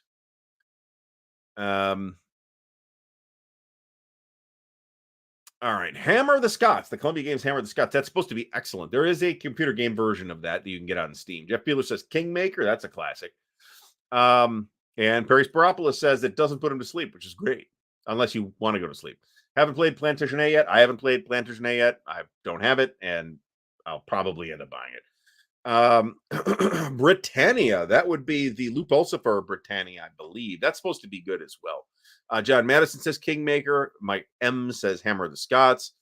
Spare Rib says Ophile de Lepay series, and I have no idea what that even is. Is that miniatures? That sounds like miniatures. Chad Kennedy says Men of Iron. A lot of votes for Men of Iron. If you get director's cut. There's like so much cut out of the theatrical cut that was like clearly not a director choice. You got to watch the director's cut. It makes a lot more sense when you watch the director's cut. Let me say that. Warriors of God from MP, that's an interesting choice as well. I do see people playing that. People appear to have liked that. Yeah. I think this is accurate. That's a good question. I have put no thought into this at all. I would probably call this a late antiquity game rather than a medieval game, to giving it that 2 seconds of thought, but don't quote me on that. Well, random is kind of cool though, in a kind of go with the flow and experience what happens kind of way. Um, oh yeah, Guelphs and Ghibellines. There's not a lot of games on this topic. Inferno is the one I've got. I think it's the only one I've got. Plantagenet does look like it's doing some very interesting things, and then that made me regret not pre-ordering it, but I'll just buy it later. Who am I kidding? The Victus Edge of the Sword series, that's interesting. My history teacher pronounced it exactly how I pronounced it. So there's two T's in it. So that's All Is Lost Save Honor. Great title, by the way. I don't know anything really about it. But it's a great title. Feudal. The Avalon Hill Feudal, that's like a chess variant on a pegboard, as I recall. I could be thinking of something else. That's possible. But I don't think credibly that if I push back on Battle Line, I got to push back on that too. Okay. So Edge of the Sword, same thing. Then I haven't looked at this at all. Border Reavers, is that medieval? I'm just not quite sure when that period is. Ooh. So I had the Sword of the Stars, and I should not have gotten rid of it. I still don't have it. I think it was only in a box, 1-inch SPI bookcase box. I probably shouldn't have gotten rid of it, but I do have Empires of the Middle Ages now, so I'm probably okay. All right. I had a line in here for World War II. We're moving on. Well, a line in here for World War II tactical, and I think that's a bullshit ask, because it's just going to be overwhelmingly ASL. So we're gonna skip that and go to World War II operational games instead of tactical or strategic. World War II operational games. I think my choice. I think I'm a little split on this right now. For me, kind of where it's at, where what I'm finding the greatest enjoyment in is in either OCS or BCS. So I've kind of split my list here into Baltic Gap, which is my favorite. I think it's my favorite OCS game. Although I think Third Winter's really, really close. And then last Blitzkrieg, which is the last BCS game that we've played. Which is it's a really cool system. Yeah, this is kind of that's what I thought. I'd say 1500s, maybe that's medieval, but I wouldn't say so. So briefly, Stigler says last 100 yards. Todd Cox says Perfidious Albion says ASL. So getting back to OC to World War II operational, Perfidious Albion trying to catch up here. The chat's moving so fast that I'll click and it'll move up, but before my finger completes the action. So that's a problem. All right. So Todd Cox says A Time for Trumpets. Garrison Venn says OCS. Jeff Beeler says Battles for the Ardennes. That's a great choice, as were the previous two. I've just already mentioned them. Spare Rib says the Panzergruppe Guderian series. I think it's a bit of a stretch to call it a series. But there's definitely a familial relationship there.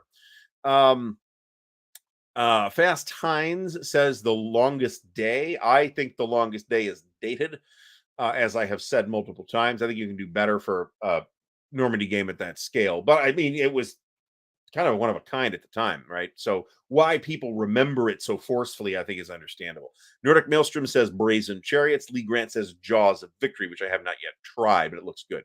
John Madison says Case Blue and GB2 linked, but he's also played, and I can tell you that John has in fact played a lot of Fire in the East and Scorched Earth, and it's our intention to get to probably sometime in late 2024 is my idea, to do Fire in the East. Rules as written. Stigler says Simonish's 4X series. I think that's a great choice. Those are great games. They are meaty, but not like crazy big that they take forever to play. The biggest of them is Stalingrad 42. You can play that in a weekend very easily. Mark G says BCS. Stacking Limit says Hungarian Rhapsody. Well, that's not my favorite OCS game. We had a great time with it, and I like it a lot. And I was resistant at first to the changes made to the Soviet supply system, and it actually works really well. Fast Science says 1940 Victory in the West by the late David James Ritchie. A very interesting GMT game. Joe Perez would have gone with the GTS system rather than ASL. Very interesting choice. I'm reluctant to. I mean, I guess the way I defined it, that's a valid choice. I have a hard time directly comparing GTS and ASL because one is squads, one is companies. There's like a whole platoon scale in there between the two. They're very different, but I love GTS. I think it's great. I think it's just tons and tons of fun to play. Adam Mystic says GDW's Road to the Rhine. That should be coming back from Compass at some point in the hopefully not too distant future. Cal Harris says BCS only series where they will own every title. The good news is you're not getting that many of them. So there's that. I've played all of them except for Panzer's Last Stand at this point. And they're all terrific. Although it was last Blitzkrieg that worked the best for me, that kind of really got us into doing it, right? Carl Crater from the Wargame Bootcamp says SCS and Mighty Endeavor. That's probably my favorite SCS game, actually. I don't like it with the Russian expansion. I prefer it solitaire with you play with the Brittany map. That's cool with the Brittany map extension. But I don't like it as much. I'd rather play Battle for Germany if I'm going to do that. Brent McCabe says SCS Panzer Battles. I played SCS Panzer Battles. I was not crazy about it. I couldn't stop myself from thinking how much more I would be enjoying it if it were OCS instead of SCS. That said, I don't think it's a bad game. It did not work for me. Spare Rib says Avalon Hills Battle of the Bulge. Well, which one? There's a couple of different ones that are fairly different. Bulge 65, however, is an enduring classic. And as I pointed out, I think a number of times, I think it is one of the historicity-wise, it's going to have some issues. But in terms of a game, I think it still holds up pretty well for the kind of game that it is. Stephen Duncan has Hungarian Rhapsody on the table now. It's a great choice. Pocket String mentions Operation Dauntless. This is a very interesting system that I have not looked at very closely at all. Red Winter is the other game in the series. And I keep wondering if there's like more coming. It's a Mark Mazicki design, as I recall. Very interested to see if there's something else in the pipeline for that, because they seem to have been very well regarded. Jonathan Dyer mentions the Mark Simoniches. So I got stuck on what to call these, right? I don't think they're a series either. I think they are exactly as Jonathan says here, a family of related games with related mechanics that are not all the same. I am now just calling them the Zachbon series. And then, of course, Simonich does a game that doesn't have Zachbons, destroying my nomenclature. Thank you, Mark Simonich. Ed Holtzman mentions Shifting Sands, another interesting choice.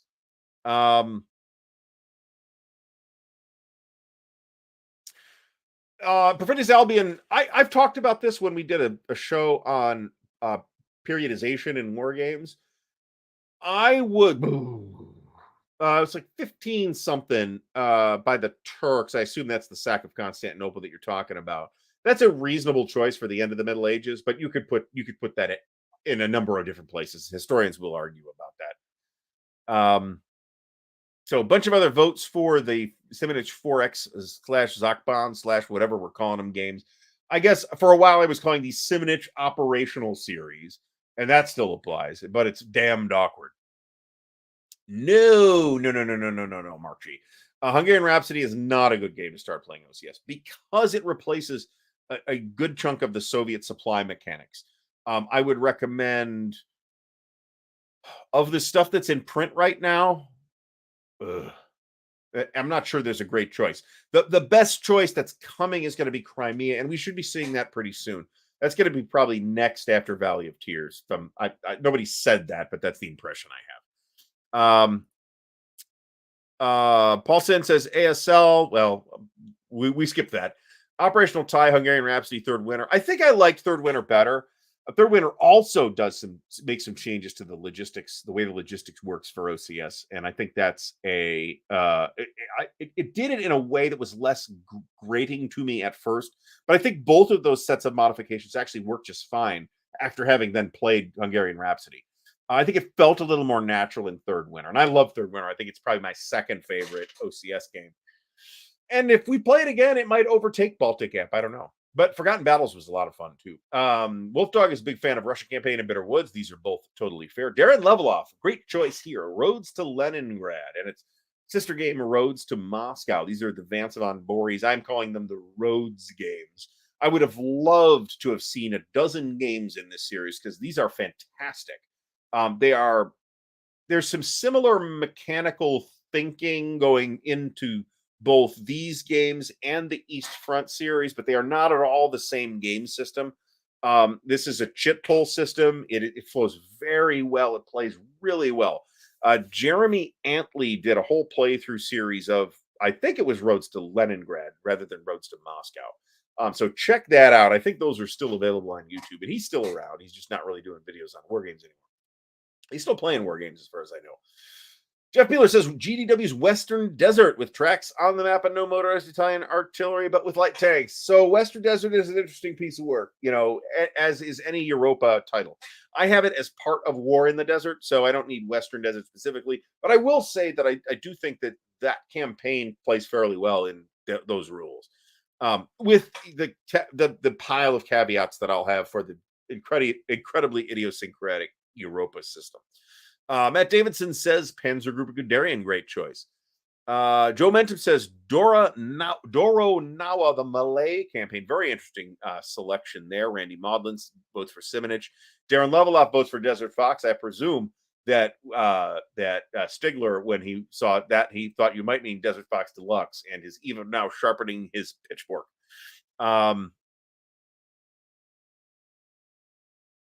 So John Madison agrees with Stigler.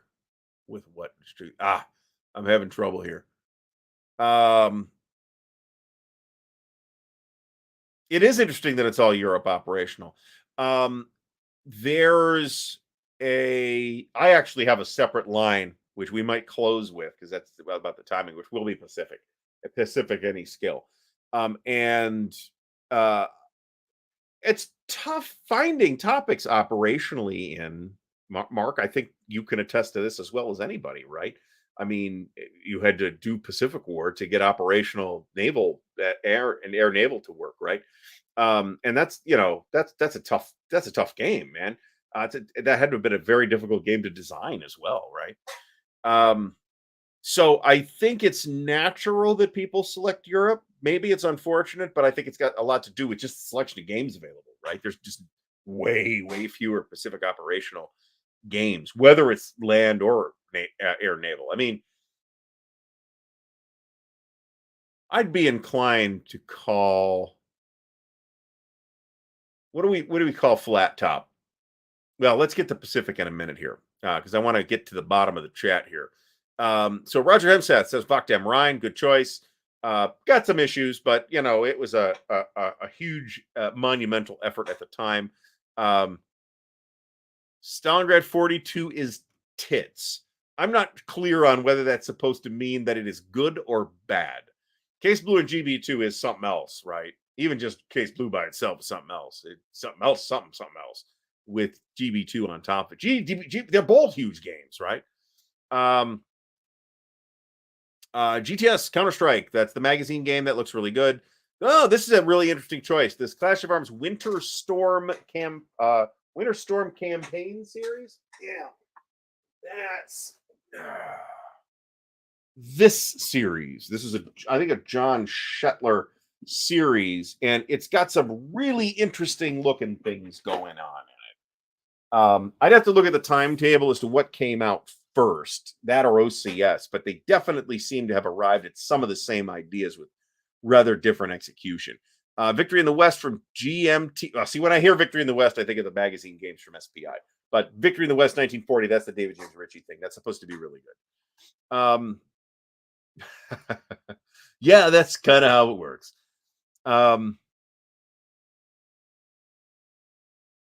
Yeah. I'd love to see Sicily in that system. I assume we're talking about Simonich here. I'd love to see Sicily in that system too. JCW, thanks for stopping by. Much appreciated. Mike Welker is too poor to have case blue. You just got to have a buddy who has case blue with missing 35 counters, and they'll sell it to you cheap. That's what I did. Desert Fox. Gotta get some water here. Hold on a second. That masterpiece, Desert Fox Deluxe. I think there's a good game there. I do think was a bit sloppy. All right, OCS Burma. That's an interesting choice as well. It's the only entry to date in the Pacific in OCS, but there's Luzon is coming, and we're going to get OCS South Burma at some point. Well, it's in development. We may or may not get it because there's a million OCS games in development. All right. I'm really trying to bust down here. Command and control challenges in GTS. I agree. Carl says Red Winter. Half-Ass Gaming says Victory Roads. Very interesting choice. Texas and Victory Roads. That is a very interesting choice. World War II Operational Pacific War. If I'm going to say right, I mean, I really want to call that a different type of game, right? Than a land operate. I didn't say that though. I mean, I just said World War II operational. So it's been up to you guys. But yeah, no, Pacific Wars is at heart an operational game. I think it's where the guts of the game are, regardless of whether you play the campaign scenarios or you try to play the strategic scenario, which is a monumental undertaking. And I kind of poo-pooed Mark saying, oh yeah, nobody's really ever going to play the strategic scenario. And there are a few people who've played it, but man, it's a lot. I mean, it's a lot. So if it does seem like an effort you would need to dedicate a couple of years to, not just to play the strategic scenario itself, but just the warm up to get to the state where you can play this strategic scenario. GMT's East Front series. I think this is a very interesting series. I do feel like a lot of attention on it was lost in the huge gap between games. We had like 10 or 12 years between EFS Crimea or Barbarossa Crimea and the new version of Army Group Center. Now, I do think we have a good chance of seeing the new version of Army Group North in 2024. And hopefully that will continue to rekindle interest in that series. All right. And this is that Chad Kennedy. This is that series. Gateway game. I mean, it depends. A lot depends on what you can get, right? I recommended some time ago when I did the best gateway games episode. I said that I felt like the best OCS introductory game was actually Tunisia, not Tunisia 2, but Tunisia 1. And the reason is because you can get a copy of Tunisia 1 for like $30.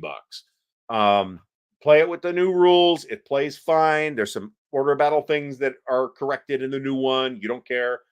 Just play it and you will learn most of the OCS system there. And availability is a factor. You can't recommend Case Blue because you can't get it.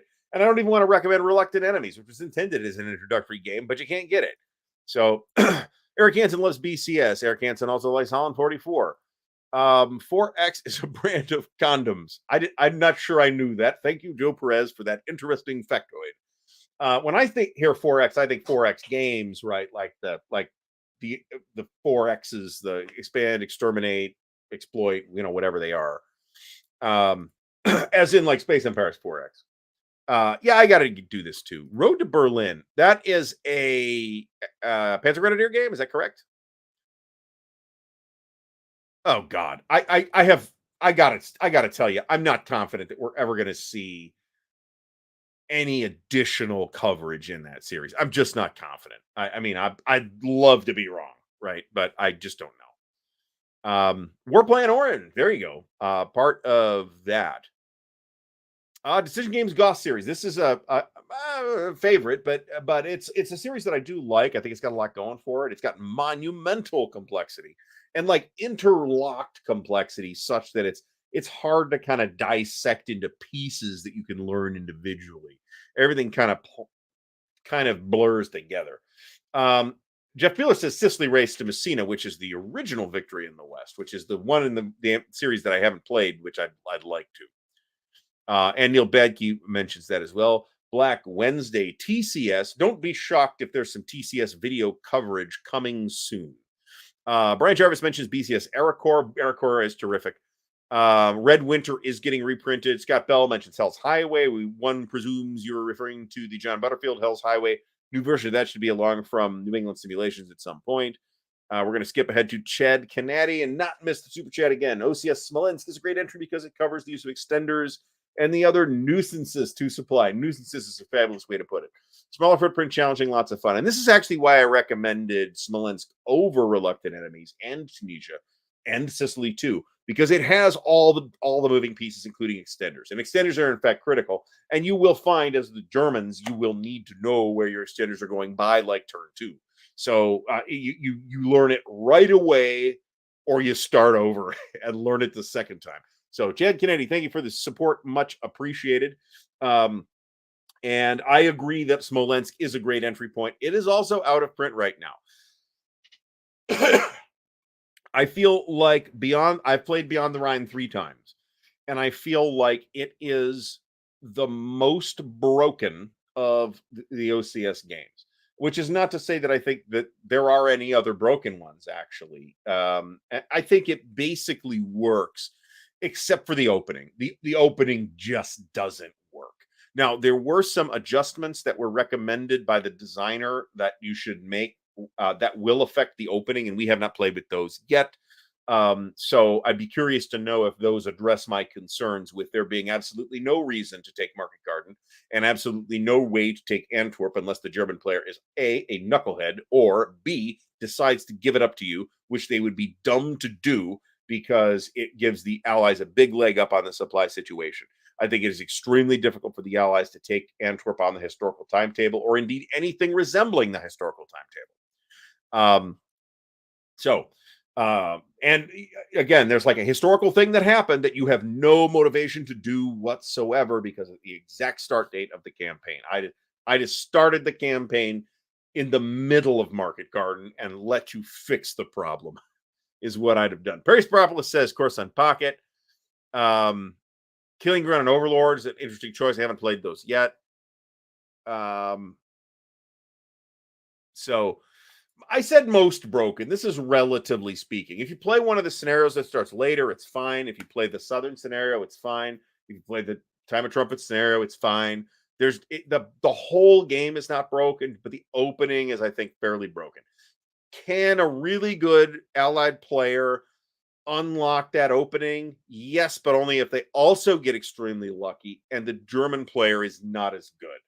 All right, Pacific, World War II Pacific. This is what we're going to wrap with. We got about 15 minutes to cover here. And I'm going to say my choice for this is tough, man. My heart wants to say Flat Top, but my brain is telling me it's Empire of the Sun. I think you get a really heavy table thumping runner up here in Pacific War. I think there are a number of other interesting games in the Pacific. But as far as like the air naval stuff, the bulk of the Pacific, not really the bulk of the Pacific War. I mean, that's just the way it looks to us Americans, right? That's a dumb way to put it. But I'm saying Empire of the Sun. But runner-ups will say Flat Top and Pacific War. But Empire of the Sun and Pacific War are very different games in terms of scale. You're going to get a different experience out of both of those. We're going to get a lot of Flat Top and Empire of the Sun and Pacific War here in the chat. So yes, you mentioned, and I went through your Highway to the Reich video, Stigler, and I believe the problems with Highway to the Reich to be fundamentally fixable, but they do require the game to be essentially redeveloped. Okay, so Flat Top, Empire of the Sun, Flat Top. Goodbye, John Madison. We'll see you soon. Pacific War, Tokyo Express. Very interesting choice. Decision Games. This is a John Southard. Am I right? That's a John Southard design. Now I'm questioning my recollection on that. I've got this. I haven't played it. It looks very interesting. It's got a golden reputation. Stigler says Empire of the Sun. Paul Sin, Empire of the Sun. Victory in the Pacific. That's a terrific game. And I think very influential as well. I am very reluctant to compare it to Empire of the Sun, but you should, right? I mean, they're both Pacific games that cover the whole conflict, more or less.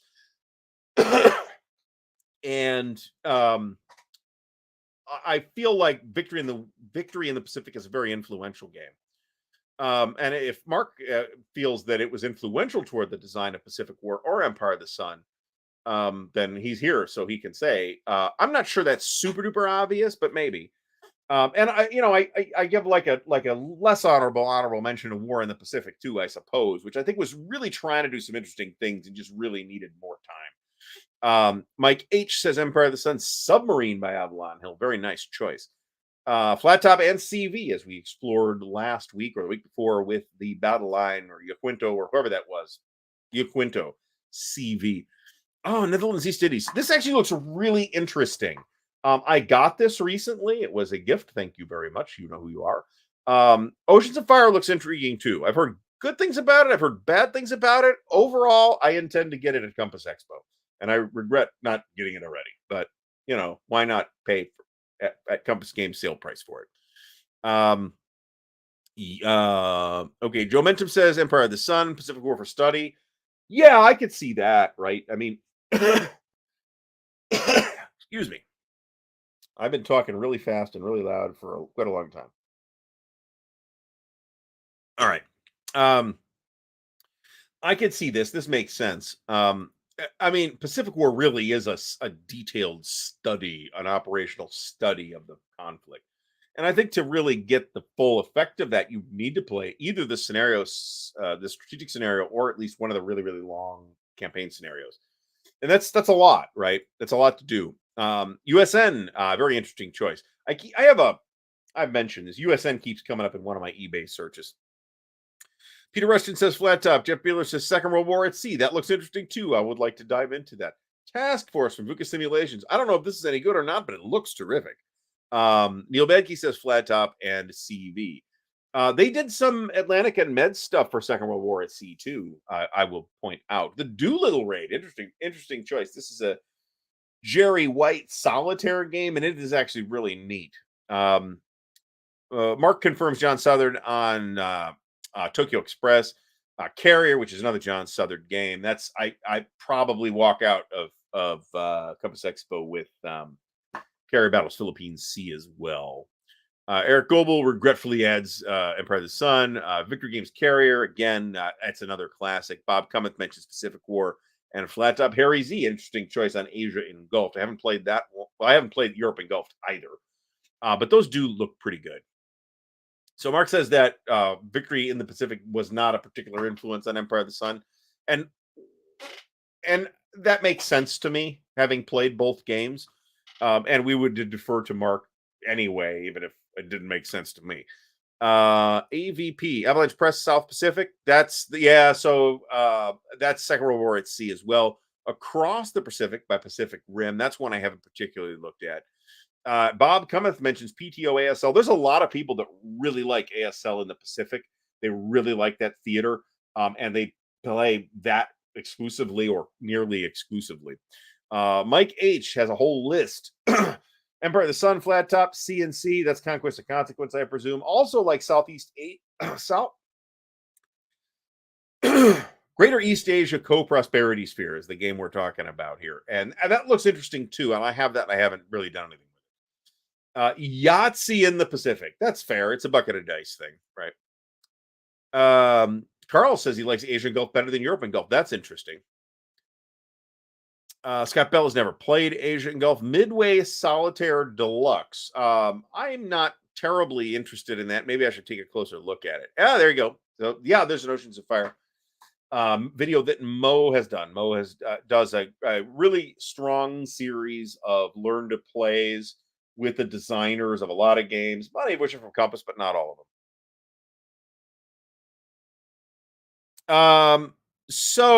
And this is one of the things I took away from that video was that if you allow the allies to drop where they want, it breaks the game. And I agree with that statement, but it will break any other Market Garden game as well. So I wouldn't do that.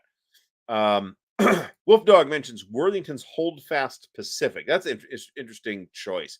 Some of the Holdfast games have been very well received, and some of them have been less so. Korea is one of the less so ones. The Russian front was pretty well regarded. Yes, indeed. Mark has been sitting here and you busting out the toenail clipper.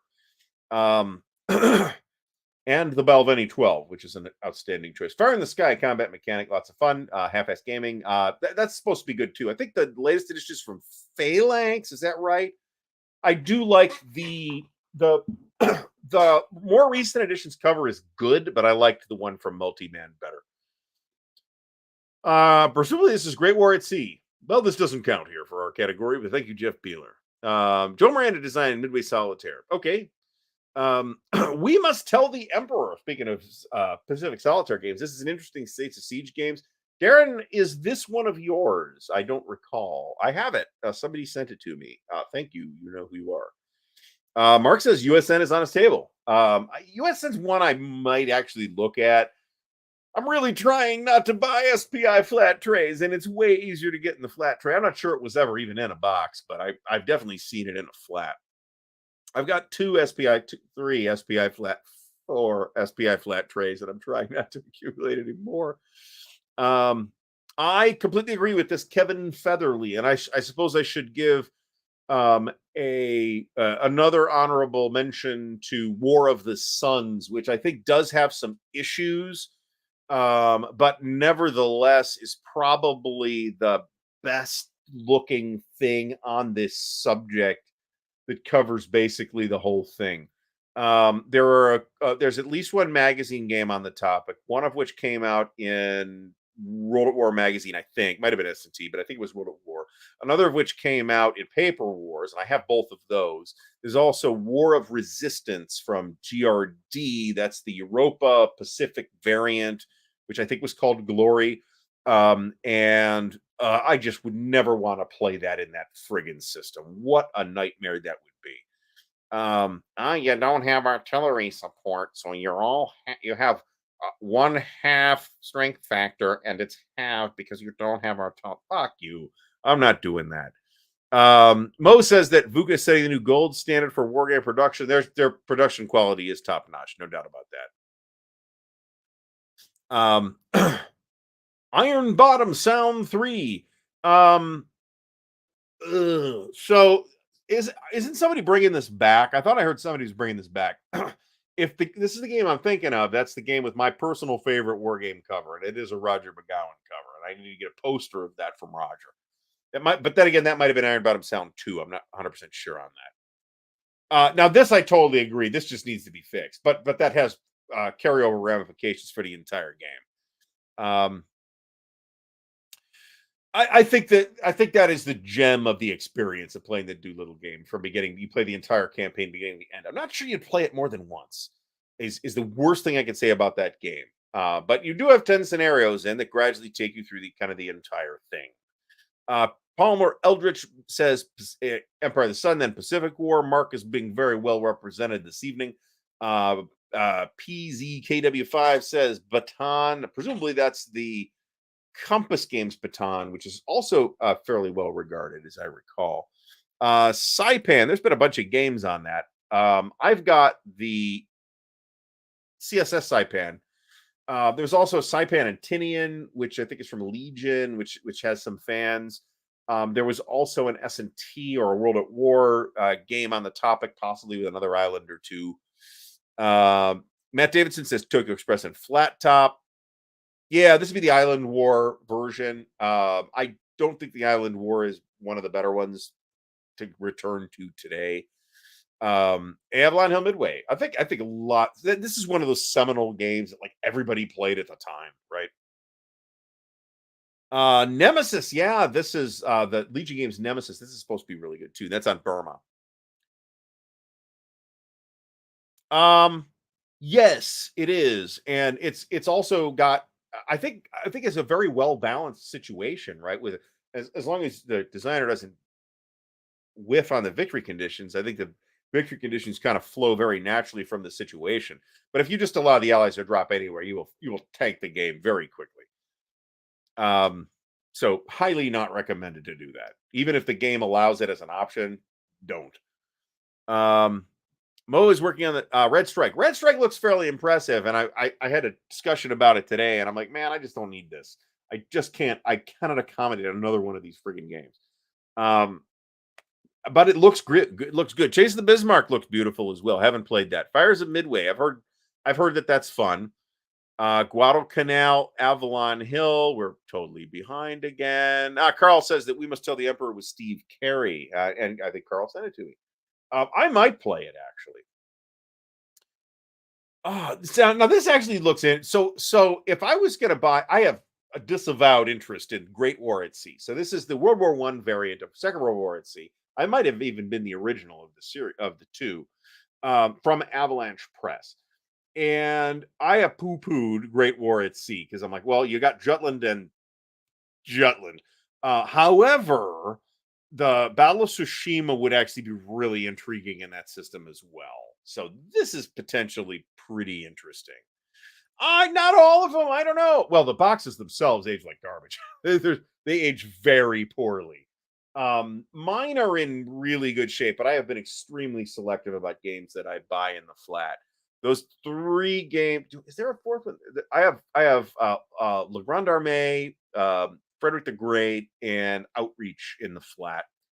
Rob Moffat is here. Thank you for stopping by. New Calc and Gold game. That's from shit. Who is that? Who's doing that? I forget who's doing that. I saw that too, and I can't remember who that actually is. Yeah, it does, and that's one of the things that cooled me off on it big time. And I also have concerns. Not to say that the designer, whoever that is, can't overcome these concerns with modeling it in the sort of coin four-player format. Maybe they've fixed that. Maybe it's not four players anymore. Who knows? Um, okay, yeah. So Princeps Games. This is the people that did Freezing Inferno. Is doing the Calc and Go game. That might be very interesting too. And Freezing Inferno was pretty well regarded as well. We're so behind. Mark mentions that Iron Bottom Sound 1, 2, and 3 are all the same system. And I think at least two of them have the same cover art, although one of them has like the trade dress, I think is a little sharper. Hobby Japan's Yamato. Very interesting choice there. SP. Yeah, that's not too bad. I'm feeling pretty robust for my age now, but we're also having the increasing issues from that. So outstanding. Mark has Mark's got a gaming palace. So Empire of the Sun always on the table. Pacific War Midway. We played Pacific War Mid. Do we play the battle scenario? I think we played the battle scenario with that. And it's a cool scenario. It's maybe, well, I don't know, maybe the most attractive battle scenario. Death Ride Pacific, man, I find everything that Grognard Simulations is doing to be absolutely terrifying in every respect. Let's do Cursed at the platoon scale. Holy shit. And then all their games are insane. They're also high priced, but it's boutique publishing, man. I cannot actually complain about their prices because it's a couple hundred copies. That's what you're going to pay. Those games do have their adherents, by the way. Legion Games has an interesting Burma game called Nemesis. This was mentioned before. Butterfield's this is going to be D-Day at Tarawa. I haven't played this one. I played Palelu and Omaha, and those are outstanding. All right, let's buzz through here. Boy Browning is the meat of Market Garden. I'm not sure I'm following you on this analogy, Jeff Beeler. I've been thinking about how Mead doesn't really get as much credit as he ought to. But maybe that's a topic for another night. Who doesn't love brittle, yellowed, crumbling 70s plastic? How about that? You could say all of those things about me because I am definitely brittle, yellowed, and crumbling. China's Wars Brian Train. So I will say this, that if I have confidence in a designer to do the right thing with that system, Brian's on that list. So that's good. The Tide at Sunrise. 1905 Sino-Russian War. Yes. Okay, this is supposed to be good. Fast Times, thanks for stopping by. And we are just a couple minutes over. So, assuming I can get it done in the next 24 hours or 48 hours, there will be an unboxing video or unbagging video on Thursday. And that'll be Goose Green. There should be a series of unboxing videos for the next few weeks because I have some stuff piled up. I just need to get the videos done. We will be on with Dan at 7:30 p.m. Eastern time. I got to confirm our guest with him, so I don't want to announce it until said confirmation has occurred. And there will be there should be an RPG thing in the pipeline soonish as well. But I do not promise any specific time frame on that either. So I want to thank everybody for stopping by tonight. I think this has gone very well. We've had a ton of people, ton of comments. I would like to thank everybody for their support. Remember, just by showing up, you are a supporter of Ardwulf's Lair, and that support is much appreciated. If you want to do more, there's a Patreon and a merch store and new T-shirt in the merch store. I'll have a picture of it next week, unless I forget again, which could happen. Patrick of Patrick's Tactics and Tutorials. Patrick, you have a new video every day on GCACW. So go subscribe to Patrick if you're not subscribed already. All right, this has been very successful. We may try and do this again. We might try and be more, I don't know. We'll only think about it. We'll see. Compass Con is Veterans Day weekend. I am leaving on November 8th. So it runs from the 8th to the 13th. That is Compass Expo, and it is in Meriden, Connecticut, at a not luxurious but reasonably priced hotel. And it's not a falling apart like that place was like 5 years ago. So it's going to be a cool event. And like I said, if anybody wants to play Fatal Alliances, let me know. I'd like at least 3 or maybe 4 people. We could even have 5, but 4 would. I think we'll tap out at 4.